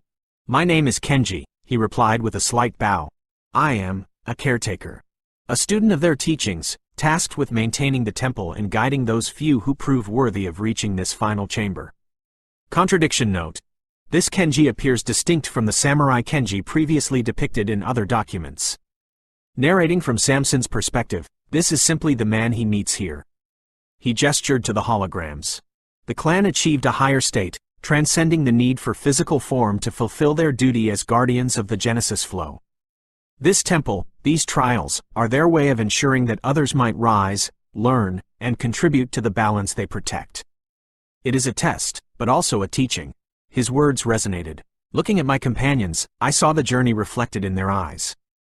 Lyricannon, her control over sonic frequencies now absolute, her understanding profound. Keisha, radiating the confident, healing light of the mastered rainbow flow, her fear replaced by purpose. Wildcard, her chaotic energy honed, her understanding of probability now wielded with an almost frightening precision, though thankfully still tempered by her inherent unpredictability. And myself? The flows I carried, shadow, code, water, fire, earth, wind, were no longer just tools, but integral parts of my being. The 36 chambers had indeed forged us, burned away impurities, leaving behind a strength, a resilience, a connection to the flow I hadn't thought possible. Previous chapter. We had become stronger, not just in power, but in understanding. Kenji smiled faintly. You have endured the 36 chambers. You have proven your potential, your connection to the principles of the flow. The final chamber offers not another trial, but a transition. A boon, and a choice. As he spoke, the central platform glowed. The concentrated flow energy of this chamber, amplified by your successful passage, can grant each of you a single, focused wish, aligned with the principles of balance and growth. And upon making your wish, a portal will open, attuned to your desire, leading you to where your path continues. A wish, a path onward. We looked at each other, the weight of the moment settling upon us. What did we desire, now that we stood at this peak of understanding? Keisha stepped forward first, her voice clear and strong. I wish for the power to truly heal the discord, to mend the broken harmonies not just in myself, but in the realms scarred by conflict. A portal opened before her, shimmering with all the colors of her rainbow flow, leading towards a place that felt wounded, yet hopeful, perhaps back towards the still recovering sectors of the discordant verse or another realm in need of her light. She gave us a determined nod and stepped through. Wildcard was next, a thoughtful, almost unreadable expression on her face. Okay, universe. I wish for clarity. For the wisdom to understand my own chaotic flow, its purpose, its place. And maybe, she added with a wry grin, a little space from certain maternal influences. Her portal swirled with unpredictable patterns, hints of quantum uncertainty, leading not to a specific place, but seemingly to the very fabric of possibility itself, perhaps the quantum realm she guarded, but viewed with new eyes. With a wink and a wave, she vanished into the chaos. Lyricannon approached the platform, her eyes fixed on the holographic representation of Riza. I wish for the knowledge to create, not just manipulate. To use sonic resonance and the flow to build true harmony, to perhaps atone for past manipulations and help architect a better future. Her portal pulsed with complex sound waves and intricate light patterns, suggesting a path towards realms where creation, order, and perhaps even her own past as the Queen of Code awaited resolution. She met my gaze, a silent understanding passing between us, before stepping into the resonance. Finally, it was my turn. I stood before the silent holograms, cage Tachi held loosely at my side. The elemental flows within me felt balanced, ready. What did I wish for? Return to my own time? The path of the samurai felt distant now, reshaped by this journey. My duty, my connection, was now to the flow itself. I wish, I stated, my voice steady, for the wisdom and strength to fulfill the warrior's charge, to protect the balance, wherever the flow guides me. My portal opened. It did not show a specific realm, but felt like potential. A path leading outwards, towards the greater multiverse where the Genesis flow remained under threat, where guardians were needed, guardian of the flow, base storyline. It was not an end, but a new beginning, a continuation of the duty I had unknowingly accepted long ago. With a final nod to Kenji, the keeper of the flame, I stepped through, ready for the next battle, the next trial, forever bound to the way of the flow. The final chamber of the Wu Temple was not an end, but a dispersal. A granting of purpose, a sending forth. The holographic masters, the quiet wisdom of the caretaker Kenji, the weight of 36 trials culminating in a single wish and a doorway to destiny. Each of us chose a path, driven by the lessons learned and the desires forged in that crucible. And then, we stepped through. Keisha perspective. The shimmering colors of the portal enveloped me, warm and resonant like my own rainbow flow. It wasn't jarring, but a gentle transition, a feeling of being carried on a current of pure potential. When the light subsided, I stood on soil that felt tired. Before me stretched a landscape that bore the visible scars of deep conflict, cracked earth, shattered crystalline formations, structures that looked like they were once part of the vibrant city we glimpsed, now overgrown and muted. Yet, the air wasn't desolate. Faint harmonies drifted on the breeze, fragile but persistent.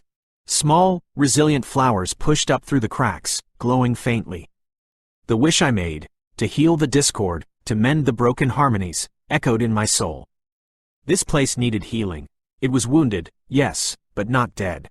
Hope existed here, a quiet melody beneath the lingering dissonance. My rainbow flow surged, not wildly as it once had, but with a calm, steady strength, eager to touch this land, to amplify its struggling harmony, to begin the work. The temple had shown me my power wasn't a curse. Here, I would prove it was a cure. My path started now. Wildcard perspective. Okay, stepping into a portal of pure quantum uncertainty? Even for me, that was a choice. 1 second, I'm making a wish for clarity.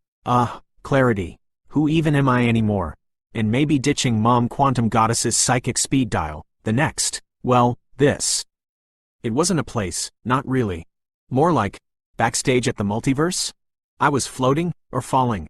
Or maybe just being, in a space filled with shifting fractals, probability streams made visible, timelines branching and collapsing like cosmic lightning.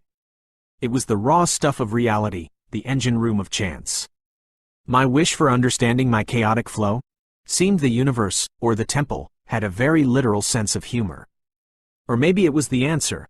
Seeing the raw mechanics, the infinite possibilities I tap into, it wasn't clarifying in a neat, tidy way. It was overwhelming, beautiful, terrifying, and utterly, undeniably me. The chaos wasn't just in me, it was the fabric of this space. Maybe understanding it wasn't about controlling it, but learning to surf the probability waves with more style? Or at least, without causing quite so many accidental apocalypses. Freedom from Quinn? That felt different here too. Less like running away, more like understanding the bigger quantum picture she was also a part of. Clarity. Didn't see that coming. Now, which ridiculously improbable exit strategy should I take? Lyricannon perspective. The portal pulsed with complex sonic waves, pulling me through dimensions defined by frequency and vibration. I emerged into silence, a profound, expectant hush that was the opposite of the dead void I used to associate with sonic vacuums. Before me lay a realm that felt unfinished. Vast plains of raw, unformed potential stretched out, marked by crystalline structures that hummed with latent energy, waiting for a signal, a design. It reminded me vaguely of the raw data streams I navigated as the queen of code, but this was different, organic, brimming with nascent possibility, untouched by corruption. My wish, to create harmony, to build, perhaps to atone, resonated deeply here. This was a canvas. The flow was palpable, unsullied, waiting for a conductor, an architect. The knowledge I sought wasn't just in ancient scrolls or complex algorithms. It was here, in the potential to shape reality through pure sonic resonance, to weave harmonies that could give structure and life to this quiet void.